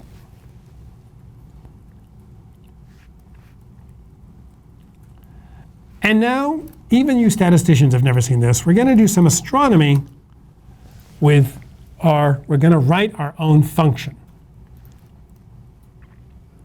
First, we're going to create a sequence of something called Z, and Charlie and I know what Z always means. Z is always a redshift. So we're going to make a vector of 6 redshifts. I'm going to set Hubble's constant to be 68 kilometers per second per megaparsec, which the Planck satellite told me is the right answer. But anyone from California doesn't agree with that. They think it's 73. The speed of light within 4 or 5 digits precision is 3 times 10 to the 5 in the same units. Since it does algebra, I can then calculate the distance. Speed of light times redshift divided by Hubble's constant gives you a distance. That's the distance in megaparsecs for a Euclidean universe.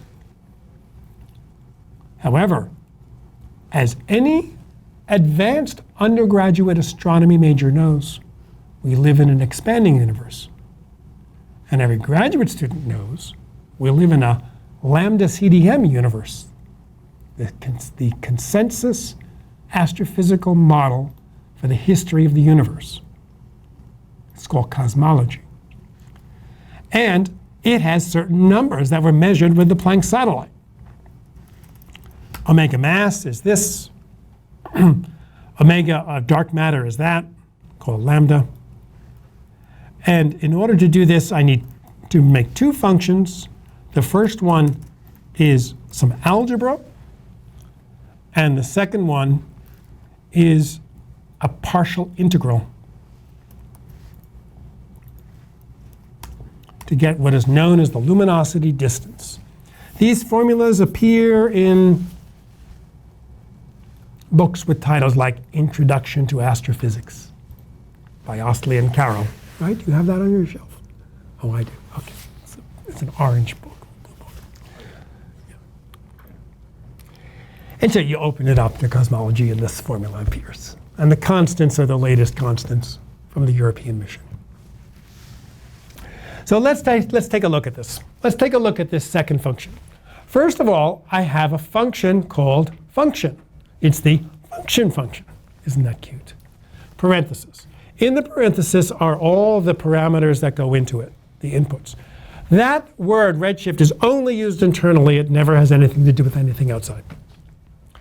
When you have a function, you have to use curly brackets, not round brackets or square brackets. We already did those. We're using curly brackets. And then you can have in 1 line or in 10 lines or 100 lines what you want the function to do. It has to use the redshift. So now I'm going to say, there's an equal sign. Inside of functions, you put equal signs.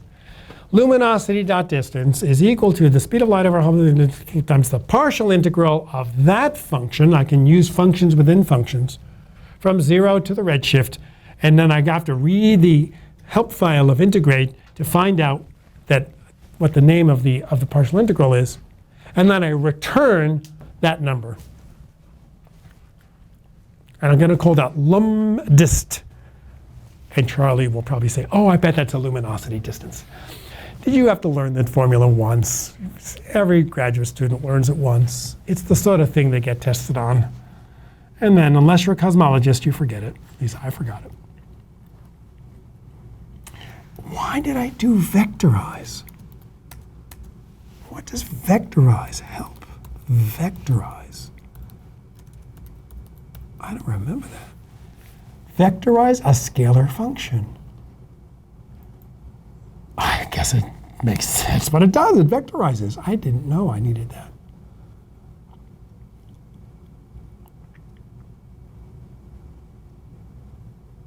Okay. And I can read my help files. Particularly, let's look at the help file for integrate. First, we're finding out this is not in the base package. This is in a package called stats. It's an integration of a one-dimensional function. It uses adaptive quadrature of 1 over a finite or infinite interval. I have to specify the function, the upper and the lower range of the integral. And then it's assuming 100 subdivisions, but I could specify how many. I could be more precise or less precise. It specifies some sort of a tolerance. I could change that tolerance. Again, another tolerance, certain stopping rules I can do. There's quite a lot there, okay? These are the arguments. So if it specifies it with equal signs here, these are what are called defaults.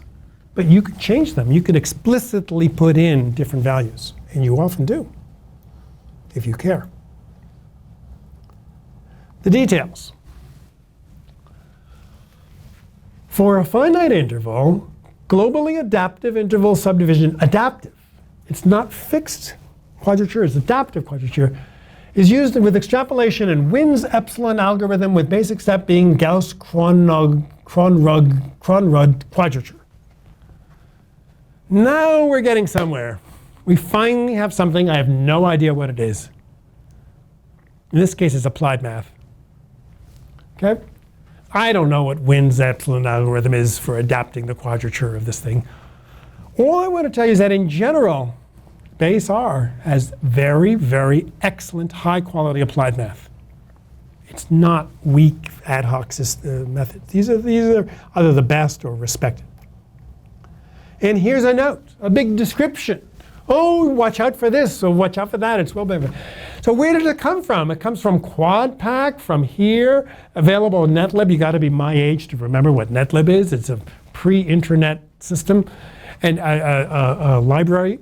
And it is presented in a book from 1983 called QuadPack by some German mathematicians, published by Springer Verlag. So even though I don't really know what Wien's epsilon algorithm is, I could read the book. Or I could take it on faith. I like it when there's a reference to an obscure textbook, 30-year-old textbook. I like it when it's a reference solid, has a heritage. So if I wanted to publish a paper with this integral, I can say, and this was using Wien's epsilon algorithm and Gauss-Kronrod something or another, reference this book. My own opinion is that would be a rather boring reference. I probably wouldn't bother mentioning this. But other cases, that's not true. If my entire astronomy study depends on an advanced R function, and that R function depends on advanced statistics with references to the literature, I should put that into my article in the Astrophysical Journal to inform my astronomer readers what I'm actually doing. No one is doing this level of documentation, but we should. We should be documenting our efforts more thoroughly than has been our habit in astronomy. Okay, ladies and gentlemen, let's make our first plot. To make a two-dimensional plot, use the function plot. Okay? And if you're in Mac, also opens up this wonderful thing called Quartz. And if you're in, why did this, something's wrong with my R. Something's wrong with my R setup right now. You'll have to look at your own version of this. Mine's too small. I made straight lines of the disks. I made a dotted line for a dashed line for the general relativistic luminosity distance. I plotted an X, a Y, type equals line, line type solid or dotted, line width. I gave a label in Y. I then added a legend at a certain location on the graph with 2 rows, a title of Euclidean and lambda CDM. But I actually got lambda to appear as a Greek letter using the function called expression that writes Greek in subscripts and superscripts. So this is actually a fairly sophisticated plot. Did you get a nice plot? Yeah, yours looks nice. Did you get a nice plot? Yeah, well, I don't know what's wrong with mine. Okay? And this plot appears in textbooks. Did you get a plot? Yes. Thank you. Good. Excellent. Are you using RStudio? Mm-hmm. Yes, good. Good. Okay? And I don't know about you, but I spend a lot of time formatting my plots if I'm really doing serious work. But you got whatever language you're using, it's no more difficult than in MATLAB. It's the same thing. It's not better or worse. It's fine. Nothing wrong with plot. In fact, plot has so many options. The problem is that plot is so flexible. It's amazing. To find help plot, do help par. Help par is the longest help file I've ever seen. It tells you every single, you can change the size of the sub headings. You can change the font of the axis. You can change the ends of the lines. You can change the margins of the sub panels. It goes on and on. You can change everything you can possibly imagine in R using par and plot. So my plot commands sometimes get rather long. Okay.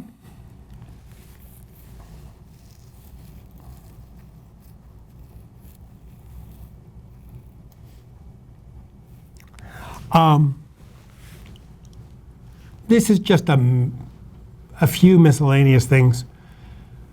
If you need a real introduction to R, you really want to learn it and you don't know it, I would go to the R core team summary, which is right here. And then at Carnegie Mellon, I happen to find there are dozens of them. A very nice introduction from a statistical computing class there. There are about 30 packages that are built into base R that are sort of, I won't call them invisible, but I mean they're sort of always there. And here they are. Oh no, this is my own list. My own list is bigger than yours, than this base. Oh, here it is. Ah, the list library help equals base.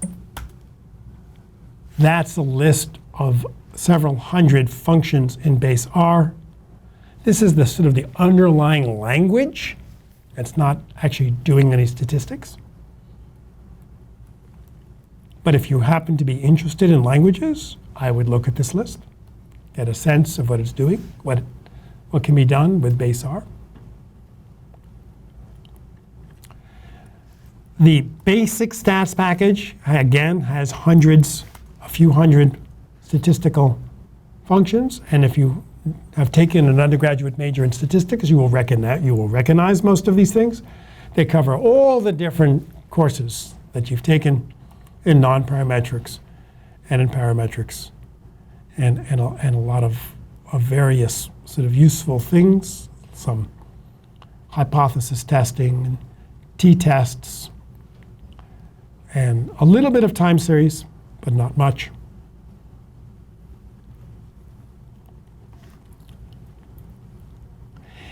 Some utilities that are useful for programming. If you write an R script separately and you have a file because it's really complicated, you've been working on it for weeks and it's really something, you just source it in. That brings in an R, so you don't have to type it in or cut and paste it in, you source it in. You can edit any R object using edit. If it's a table, it's sort of a table formatting merges, you can change the cells. You can use environment to create sort of separate sections of objects within your session. You don't have to pile them all in together. If you're doing serious programming, you might want to use debug, trace, and browser to help you with your code testing. Or low-level handling of commands is something called process-set events. And then help utils, utilities in R, is again dozens of, this is again computer science, okay? This is not statistics, okay? But these are closing a socket, selecting a CRAN mirror, invoking a text editor. There's 3 or 4 of them.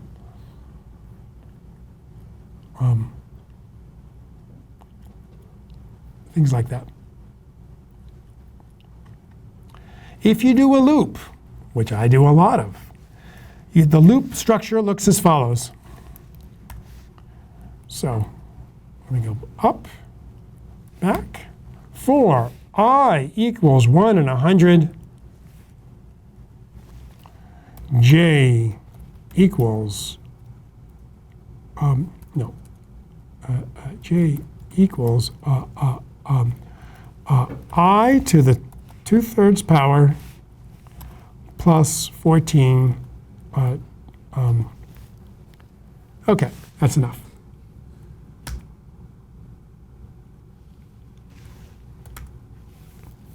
It did it. Oh, I know what I have to do. J is assigned to be 0. And then I want to add to J that number 100 times. Oh, shoot. And now I say, what is J? It's 2,703.29. Okay? Using I as my interesting changing vector, but it could be other things as well. I could be the index of some vector or array. In fact, between these curly brackets, I could have 20 lines of complex computation on my data, and it will do it for I equals 1 to 100. 100 doesn't have to be specified. This could be for I equals 1 to number of iterations, which I haven't defined. Number of iterations, I assign to be 5,000. J is now that big number, right? So of course, if you program, you are probably familiar. All standard programming can be done in R. It's not as though you can't program in R. You can program anything you want in R. For flow control, we have if and if-else and switch and while and repeat and next and break and stop. I should add stop there. It's another flow control. So here's an example of some flow control in a program. If foo is equal to 1, cat means, can just show into the screen, hello world. If cat is not equal to 1, cat do nothing. And I got an error. How could I get an error? Something's wrong with my setup here. Okay. You can help graphics. This is the graphics library. These are things like plot, but also there's pie charts and there's lines and there's matrix plots and adding grids and curves and dozens of others. Graphical devices is more hardware oriented. The graphical devices include fonts. I like to do device.copy to go from my interactive quartz environment to create a permanent PDF figure or EPS, encapsulated PostScript. I've never used plot math. I've seen other people do it. I should learn that one. Okay. If you don't have quartz, you're probably running X11 as your default graphical plotting environment.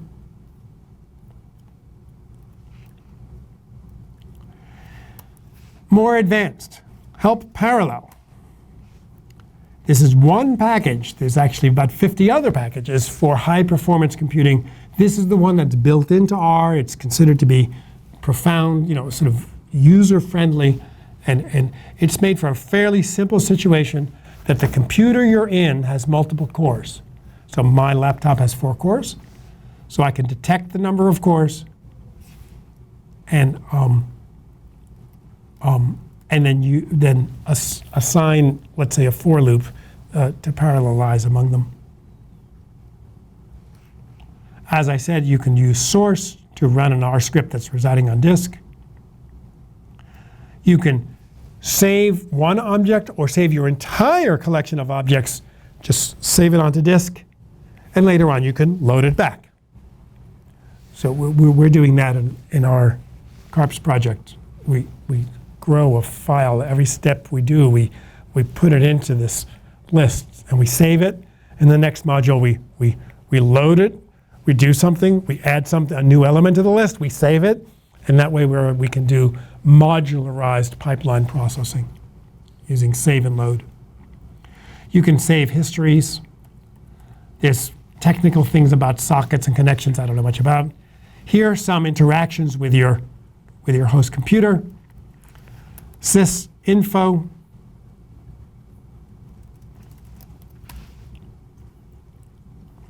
Sort of like system info, which I had before. You can write a command that will execute as though it was a terminal on your host computer. I don't know why I'm getting these. Something's wrong with my system here.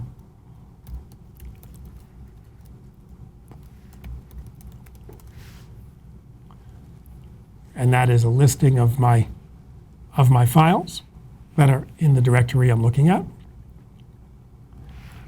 I can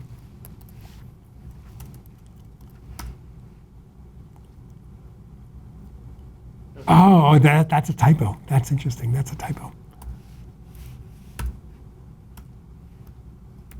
Once you get this kind of typo errors, they're hard to get rid of sometimes.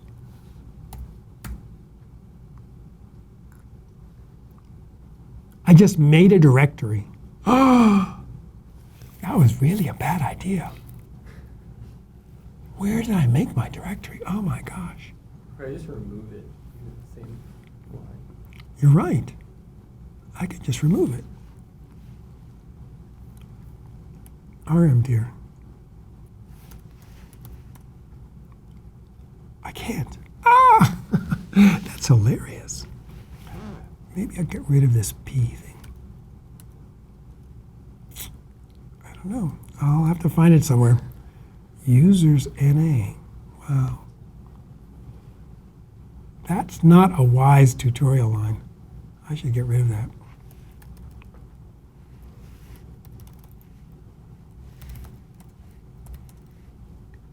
It's not there. It must be gone. Okay. I'm going to get rid of that line. And then you can use this, the timing of your system. I'm going to do 1,000,000 fast Fourier transforms. That was really fast. It took 0.15 seconds to do the computation. The system overhead was 0.01 seconds, and this was the total elapsed time. Astronomers often like to create file names, data files in complicated ways, and there's a lot of string manipulation infrastructure, such as paste. Astronomers definitely need to read FITS files, Flexible Image Transport System. It is the ubiquitous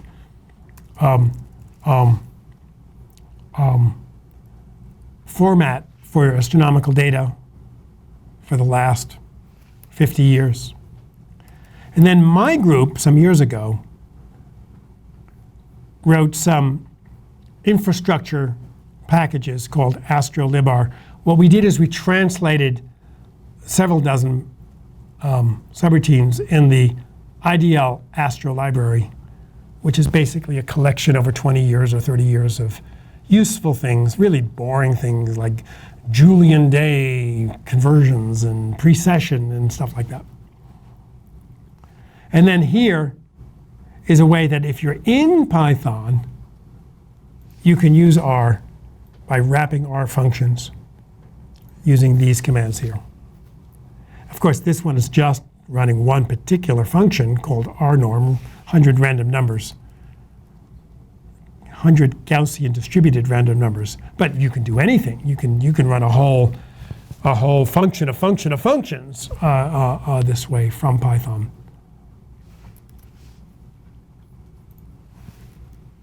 And when you're finished, you say quit. But it always, if you just say quit, it's typing you out the quit function. I didn't want that. You got to remember quit's a function, so you got to do parentheses. And then it says, should I save everything or not? In this case, that doesn't matter. It's not much, but in other cases, it's a little unwise. No, you can save it or not, as you choose. If you're going to come back tomorrow and continue what you're doing, definitely save everything. If what you did is temporary and you don't want to see it again, then you say no.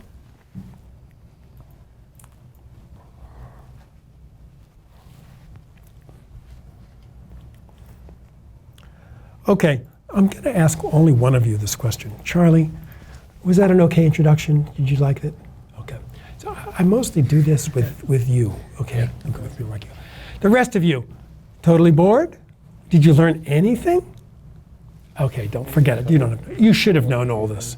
But this is the way I teach to astronomers. So what I'd say is, if you want to teach astronomers, that's the pace you teach software.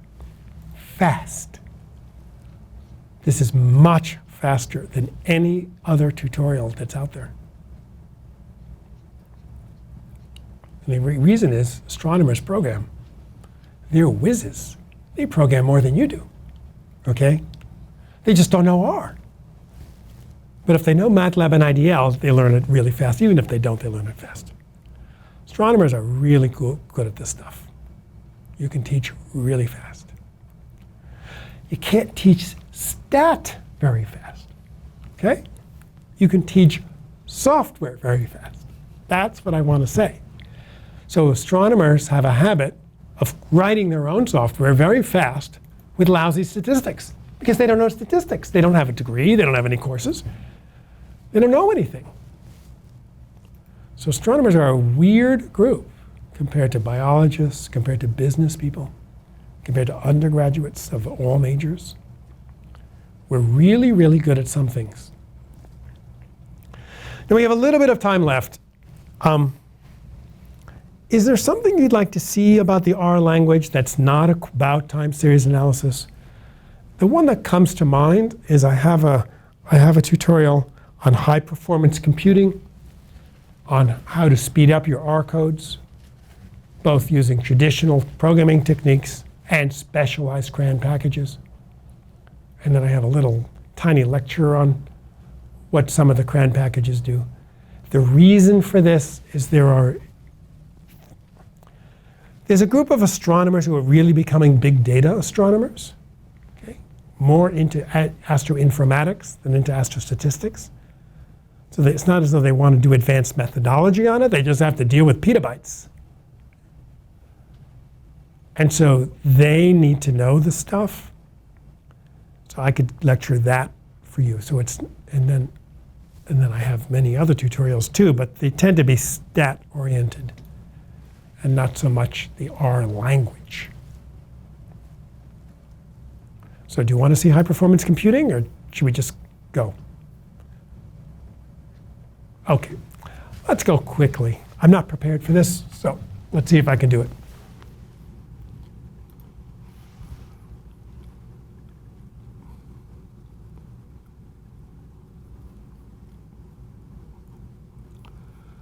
Okay, here's my high-performance computing lecture.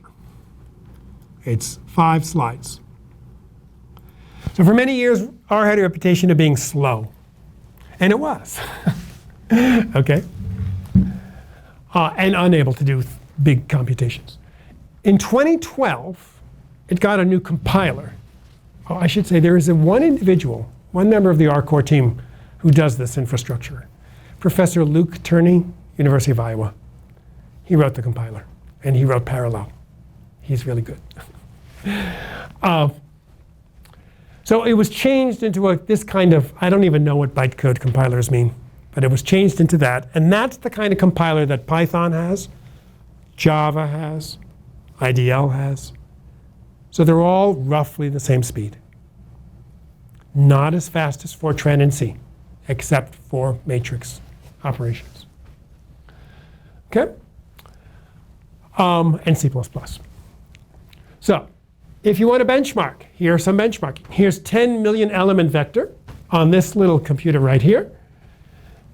I asked for 10 million random numbers, Gaussian numbers. That took 1 second. I don't know what you think. I thought that was pretty fast. 10 million random numbers in a second. And that's the speed of my CPU. C is no faster than that. I want to sort it. 10 million, 1 second.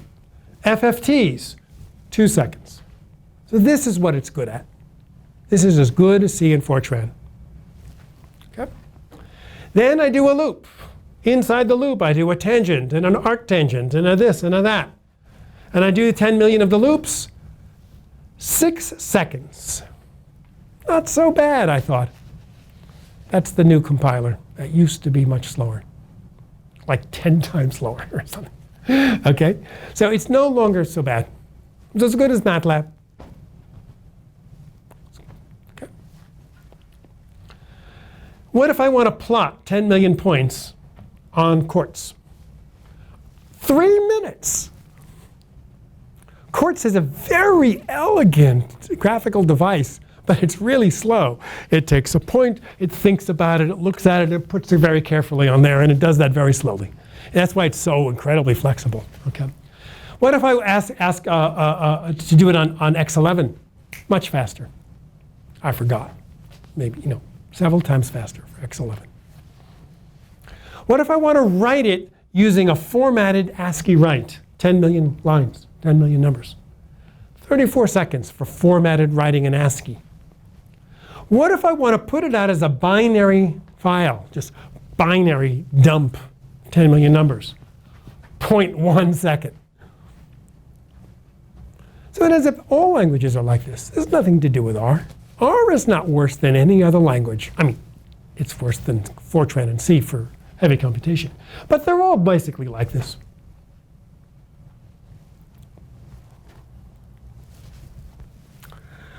Okay, if you get into real programming, that means you're a graduate student of astronomy, you're doing your dissertation in R, you should go through this, okay? You should look at the utils and the base and the tools.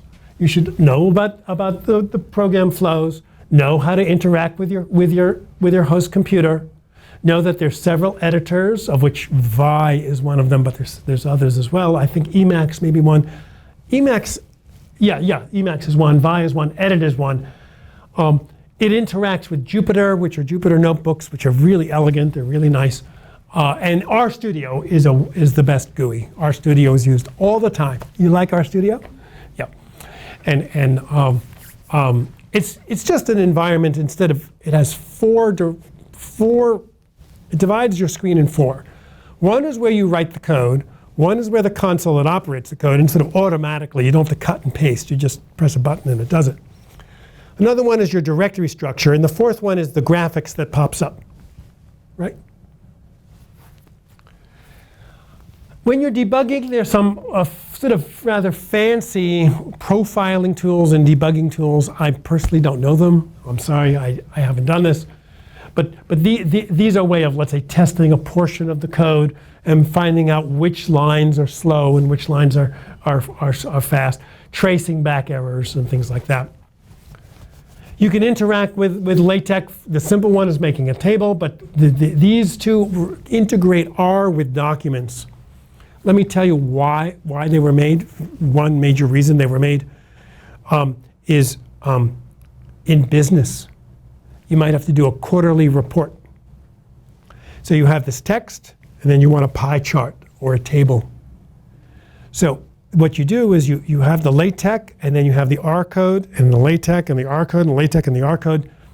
And the reason is that they update the data table to the latest quarter, and all you just do is carriage return, and you immediately make a new document with the latest data.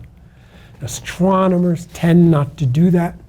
We tend to keep our data sacrosanct, and we don't like to update it. Okay, so we tend not to use it for that purpose. But we make lots of LaTeX documents, and they can be integrated in with our code. These language interfaces, the original ones that Chambers put in to S at the beginning was C and Fortran, but it also interacts, you can go at least one direction and often two directions with all of these languages. These last three are for Bayesian calculations, MCMC. Just another Gibbs sampler. Stan is a newer language that allows you to do all sorts of different MCMCs calculations sort of in an integrated way. The old languages, of course, are C and Fortran and C++. Python is the same era as R, so it started in the 90s, grew in the zeros. Java, similarly. Let me just mention Julia. How many of you have heard of Julia? Okay, you're unusual. Only 1% of astronomers know Julia. Julia is a 2012 language. It's a brand new language. It's designed for scientific computing. It doesn't have that much statistics. It's for scientific computing. But what Julia is, if I understand it, is that it has parallel processing built in. So R does not. Everything we've been doing has been on one core. We have to run CRAN packages like Parallel to distribute jobs into cores. But Julia is automatic. It's sort of, it was born in a parallel world. And here's some way. I put this in because astronomers love Python. They live in Python. They really should be using R from it. Okay. For strategies for speeding up your R code, if you start an R program and then you find out, oh, it's just too slow, I don't know what to do. Okay. All of R and every CRAN function has been pre-compiled, and there's just a pointer to the compiled code. But if you write your own functions, they're not pre-compiled, so compile them. There's something called JIT, just-in-time compiling, or you can permanently compile it, I think. So, for instance, if you if you ran that luminosity distance a million times, you don't want it to compile a million times. The way I wrote it there, it was compiling it every time I ran it. That's a waste of time. Okay? Avoid loops. Just don't have loops. Do other ways of manipulating the code to avoid loops. Loops are particularly slow, even in the new compiler. And of course, this is what's been done since the beginning of R. It's been done since the beginning of MATLAB. It's always done. Go to C, Fortran, or C++ that are much more efficient languages than these more sophisticated languages like R and MATLAB for your computationally intensive steps. My latest dissertation student, Gabrielle, the code is a few hundred lines of R and 200 lines of Fortran. Has a triple loop in Fortran. It's nasty. Okay? And then profiler code, as I mentioned before, there's RProf, but there's also some CRAN packages that are specialized packages that give you advanced programming tools to go into your code and to find out what's slow and to speed things up and stochastically do things. It's really cool. Some of them make gorgeous graphics, and really elegant tools for assisting advanced programming. Now for parallel processing, again, it's not intrinsic. It's not built into R. Okay? It's put on top of R by several dozen packages, mostly written by computer scientists, not by statisticians. Because they're the ones who understand, the MPI protocols and stuff. And so they're the ones who wrote it. Okay? So the ones that are built into R, the base R, is parallel and for each. For each was donated free of charge by Revolution Analytics. Okay, and that they distribute for loops into resonant cores. So that is the simplest one, but useful. I could get a factor of 4 improvement in my little computer here. These are CRAN, everything else are CRAN packages that are not in base R, not in the distribution of R. Multicore, batch, and Condor are more sophisticated versions of that. lapply, MC-lapply, I think this is actually on base R now, applies any function, including a very complicated series of functions, to each element of a vector in parallel. H2O, do any of you know H2O? It's a language environment for machine learning. I'm told it's high quality. I don't know anything about it. Okay? Like random forests and neural networks and things like that. So H2O is sort of a whole thing in the world there. There is an H2O for R. When parallel computers first began, Hadoop and MapReduce was a very important sort of protocol interface to those computers. I don't know whether they're still as important as they used to be, but there's some CRAN packages for that. MPI is still, this is message processing interface, is still, I think, a major way that supercomputers talk to the cores and coordinate the cores. So that allows, and this one allows the supercomputer to be distant on the cloud, doesn't have to be resident. GPUs, graphical processing units, are roughly 10 times faster than CPUs, central processing units, but they're dumber, they're faster, but stupider, and so the programming language is simpler, but more and more big data and astronomy is being coded on GPUs. It used to be just a couple people in the world could do it. Now more groups are doing it in astronomy. So these are CRAN packages to interface with GPU clusters. I assume you still have to write your own CUDA language code. I don't really know how these are operating. I mean, it's not writing code for you. It's just in doing the interactions. This one is a particular commercial system, Microsoft SQL Server. And because they bought Revolution Analytics company, they have an integration of R with this massive cloud server. This is made for, General Motors or Citibank. Okay, this is really big stuff. Okay. Sometimes you just let's say you want to invert a matrix or do a principal component analysis. R is designed that you put the code into memory, you invert it and keep that in memory, and then you do the computation in memory. But it's not very hard to blow your memory. Okay, you get 16 gigabytes or something, and it's too big. So this is actually, I think, quite useful even without a supercomputer. It simply allows data sets and intermediate steps, I think, to be too large for your memory, but not too large for your disk. And it basically does pointers. It points to things instead of bringing them directly in. It points to them. And so I think a couple astronomers I know are beginning to use these even without supercomputing. They've needed them. So my summary is, while originally designed for an individual, interactively exploring small data sets, R can be pipelined, can treat mega data sets. It's not much different as a language from MATLAB, Java, and Python, same kind of compiler. The language is very compact, though, because if you know enough about R, you don't write a lot of code. You find functions that exist, and you use them for your own purposes.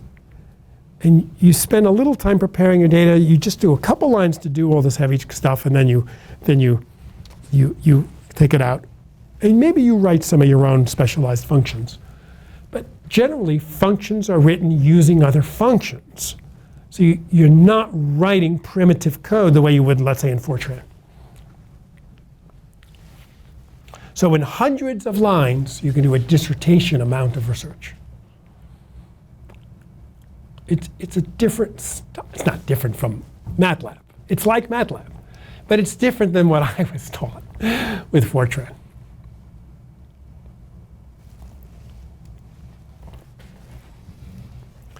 My impression is Python's sort of in between Fortran and MATLAB and R in style. It's not as compact.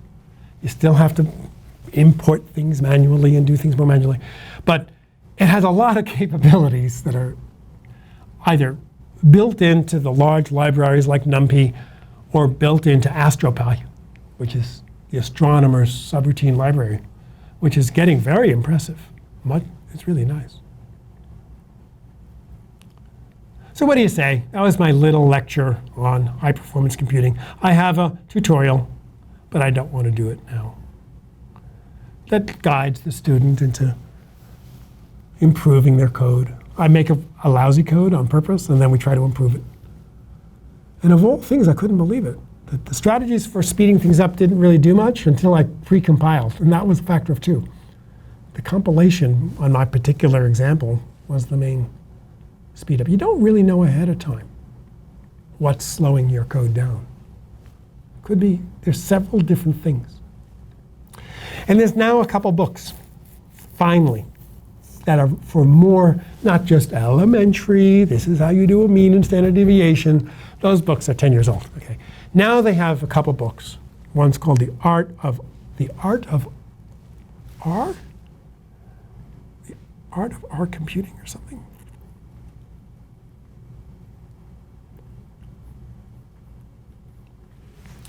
It's by someone named, here we go. The Art of R Programming by Matloff. That's the famous book, but in my opinion, it's still a little elementary. Here are some bloggers on faster R, stronger R. Here's about just-in-time compiling. Here's a tutorial on parallel and for each. Here's some slides by Luke Turney on parallel computing. Here's an article in Journal of Statistical Software of state-of-the-art parallel computing. Of course, it's 7 years ago. It's not state-of-the-art anymore. Here's one for Penn State. And here's some exercises of high-performance computing with R. R actually has, R is written in C. And of course, it's then written in R. R uses R.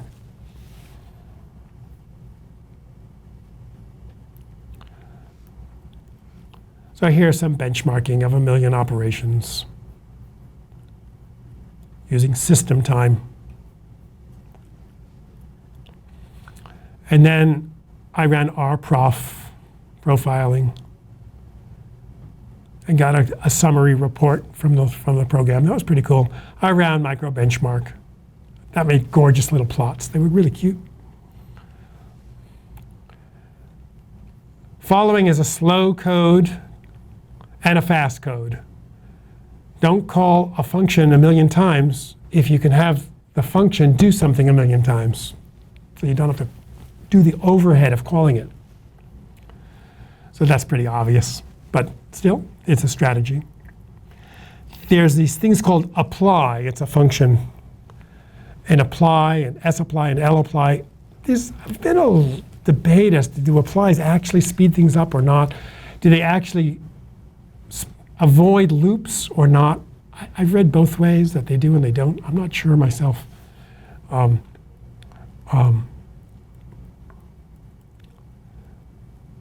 But apply didn't do anything for me, so I don't think it did it as much. Pre-compiling, giving me a factor of 3 improvement in this case. How do I pre-apply? One little function. You say library compiler, one little function, bingo. You did it. And here's just in time. Just in time compiling says, if you've already compiled it once, don't do it again. I think that's what it means. Okay. Here's some more of these parallel processing. This is the only one I actually do in class. Oh, I do 2 of them in class. For do parallel, you actually have to write about 5 lines exactly the way it's written here. You have to do something called get do par workers. And then you have to say make cluster with the capital C in the middle. And then you have to say register do parallel. And then you have to say for each instead of for. And you have to have that really weird thing there. And then in here, you get to do what you want. And then when you finish, you have to say stop cluster. So this is where you put your tasks, your actual work. Everything else is obligatory. And that's the simple one. That's Luke Turney's easy, user-friendly interface to more complicated ones. Okay. There's something called SNOW, Simple Network of Workstations. And there's special R CRAN package for random number generation with multiple streams. It's not the only thing one tends to do, but it's not uncommon. And here's that particular usage of that. So if you haven't seen parallel code in some other language, this is it. This is Luke Turney's trying to make it easy for us. It doesn't do everything, of course, but it can speed things up a lot. Imagine you have 100 cores and you have 100 embarrassingly parallel operations. They don't interact. You can do this. They don't have to be non-interactive. I think the more sophisticated programs interact. But this is one just doing things in the different cores. In parallel, but not interacting.